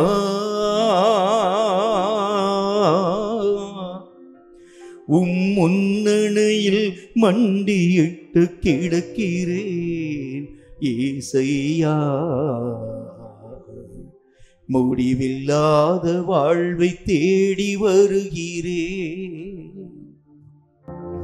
நமக்கென்று கொடுக்கப்பட்ட ஒரு வாழ்க்கை, நித்தியமான வாழ்க்கையை நோக்கி பயணிக்கக்கூடிய இந்த காலங்கள், எதை நோக்கி என்னுடைய நகர்வுகள் இருக்கிறது என்று ஆராய்ந்து பாருங்கள். எதை நோக்கி நான் கடந்து போகிறேன்னு பாருங்க. என்னுடைய வாழ்க்கையினுடைய அபேட்சை எதுவாக இருக்கிறது? என்னுடைய வாழ்க்கையினுடைய தேடல் எதுவாக இருக்கிறது? என்னுடைய வாழ்க்கையினுடைய விருப்பம் எதுவாக இருக்கிறது? கர்த்தராகிய தேவன் நமக்கு தந்த இந்த ஒரு வாழ்க்கை, இந்த வாழ்க்கையில எத்தனை நாளை நான் வீணாக்கிட்டேன்னு பாருங்க. எத்தனை காலத்தை நான் கர்த்தராகிய தேவனுக்கு பிரியமற்ற வாழ்க்கையின் ஊடாக நான் மெய்யாகவே அழைத்து கொண்டு போக ஆரம்பிச்சு, உலகத்துக்காக எத்தனை நாளை நான் வீணடிச்சேன். உலகத்துல காணப்படக்கூடிய கவலைக்காக எத்தனை நாளை நான் போக்குனேன். கர்த்தருக்கு இயங்க வேண்டிய நான் உலகத்திற்காக இயங்கின காலங்கள் எத்தனை. இனி எஞ்சிய காலங்களில் ஆகிலும் கர்த்தருடைய சித்தம் நிறைவாக்கப்பட என் வாழ்க்கையை நான் ஒப்புக் கொடுக்கிறேன் என்று சொல்லுவோமா? ஒரு வாழ்க்கை ஆண்டவரே, ஒரு வாழ்க்கையில பெரும் காலங்கள் நான் கழிச்சிட்டேன். இனி எஞ்சிய காலம், எனக்கு மரணம் எத்தனை வயசுல வரப்போகுது எனக்கு தெரியாது. எந்த நாளில் என்னுடைய ஜீவன் உடைய ராஜ்யத்தை நோக்கி வரப்போகுது எனக்கு தெரியாது. அதற்குள்ளாக வாகிலும் தேவன் விரும்பும் வாழ்க்கை வாழ எனக்கு கிருபை தாரும். தேவன் எதிர்பார்க்கும் வாழ்க்கை வாழ எனக்கு இரக்கத்தை தாரும். தேவன் விரும்பும் நகர்விலே நான் நகர எனக்கு கிருபையை தாரும் என்று கர்த்தரை நோக்கி நாம் ஒருமனப்பட்டு ஜெபிப்போமா? இவ்வளவு நேரம் கர்த்தர் நம்ம கூட பேசினாரே, இப்ப நீங்க அவர் கூட வாய் திறந்து பேசுங்க. ஆண்டவரே, இந்த ஒரு வாழ்க்கையை இனி நான் வீணாக்கிற கூடாது. எத்தனையோ நாளை நான் வேஸ்ட் பண்ணிட்டேன், எத்தனையோ காலங்களை நான் தூங்கி கழிச்சுட்டேன், எத்தனையோ நாட்களை மற்றவங்களை பற்றி நான் யோசிச்சு என்னுடைய காலங்களை எல்லாத்தையும் வேஸ்ட் பண்ணிட்டேன். மற்றும் கர்த்தாவே, உலக ரீதியான தன்மைகளுக்காக தேடி நாடி ஓடி என்னுடைய காலங்களை நான் வீணடிச்ச நாட்கள் உண்டு. இனி எஞ்சிய காலங்கள் எத்தனை வருஷம் எனக்கு தெரியாது. 1 வருஷமா, 2 வருஷமா, 5 வருஷமா, 10 வருஷமா எனக்கு தெரியாது. இந்த காலங்களையாகலும் என்னுடைய வாழ்க்கையை பயன்படுத்தி நீர் விரும்பும் வாழ்க்கை வாழ என்னை நீ தகுதிப்படுத்தும் என்று கர்த்தரை நோக்கி நம்ம ஜெபிக்கலாமா? கர்த்தர் பேசின இந்த வார்த்தையின் அடிப்படையில் உள்ளத்தை ஒருமனப்படுத்தி இருதயத்தை திறந்து நாம் ஒருமனப்பட்டவர்களாக ஜெபிக்கலாம். நன்றி ஆண்டவரே, உரைக்கப்பட்ட இந்த பரிசுத்தமுள்ள வார்த்தைகள் யாருக்கோ சொல்லப்பட்டதல்ல, இது எங்களுக்காக சொல்லப்பட்டது என்பதை அறிந்து கீழ்ப்படியும் மக்களாக விளங்க எங்கள் ஒவ்வொருவருக்கும் கிருபைகளை தாரும். அனுபவ அறிவுகளை பயன்படுத்தாத ஒரு கீழ்ப்படிதல். கர்த்தாவே, உமக்கு ஸ்தோத்திரம்.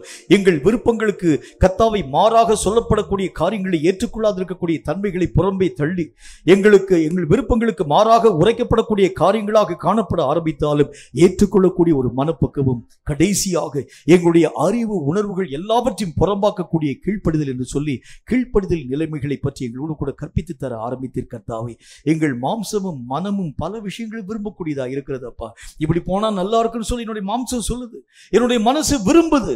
கர்த்தாவே, இந்த காரியம் தான் எனக்கு வேணும்னு சொல்லக்கூடிய ஒரு கர்த்தாவே என்னுடைய மன விருப்பத்தின் ஊடாக நான் பயணப்பட ஆரம்பிக்கிறேன். ஆனால் மனுஷனுக்கு நேர்த்தியாக பிரியமாக தோன்றக்கூடிய வழிகள் எல்லாம் மரண வழிகள் என்று கர்த்தருடைய வசனத்தில் நாங்கள் வாசிக்கிறோமே. ரொம்ப ஜாக்கிரதையாக எங்கள் வாழ்க்கையில் நிலைகளை நாங்கள் ஆசரிக்க ஞானத்தை, உணர்வை, கிருபையை எங்களுக்கு தந்து ஆசீர்வதிக்க வேண்டும் என்று நாங்கள் ஜெபிக்கிறோம். கற்று நிச்சயித்துக் கொண்ட இந்த வார்த்தைகள் எங்கள் வாழ்க்கையிலே பயனாக்கப்பட இவைகளின்படி வாழ்ந்து உம்முடைய சித்தத்தை நிறைவாக்க கிருபை தந்து எங்களை ஆசீர்வதிக்க வேண்டும் என்று இயேசு கிறிஸ்துவின் நாமத்தினால் வேண்டிக் கொள்கிறோம் எங்கள் பரிசுத்தமுள்ள நல்ல பிதாவே. ஆமீன், ஆமீன். கர்த்தருடைய ஆசீர்வாதத்தை ஆமீன் என்று சொல்லி நாம் பெற்றுக்கொள்வோம். கர்த்தர் உன்னை ஆசீர்வதித்து உன்னை காக்க கடவர். ஆமீன். கர்த்தர் தம்முடைய முகத்தை உன்மேல் பிரகாசிக்க பண்ணி உன்மேல் கிருபையாய் இருக்க கடவர். ஆமீன். கர்த்தர் தம்முடைய முகத்தை உன்மேல் பிரசன்னமாக்கி உனக்கு சமாதானம் கட்டளையிட கடவர். ஆமீன். என் ஆத்துமாவை கர்த்தரை ஸ்தோத்திரி, என் முழு உள்ளமினுடைய பரிசுத்த நாமத்தை ஸ்தோத்திரி. என் ஆத்துமாவை கர்த்தரை ஸ்தோத்திரி, கர்த்தர் செய்த சகல உபகாரங்களையும் மறவாதே. ஆமீன், ஆமீன்.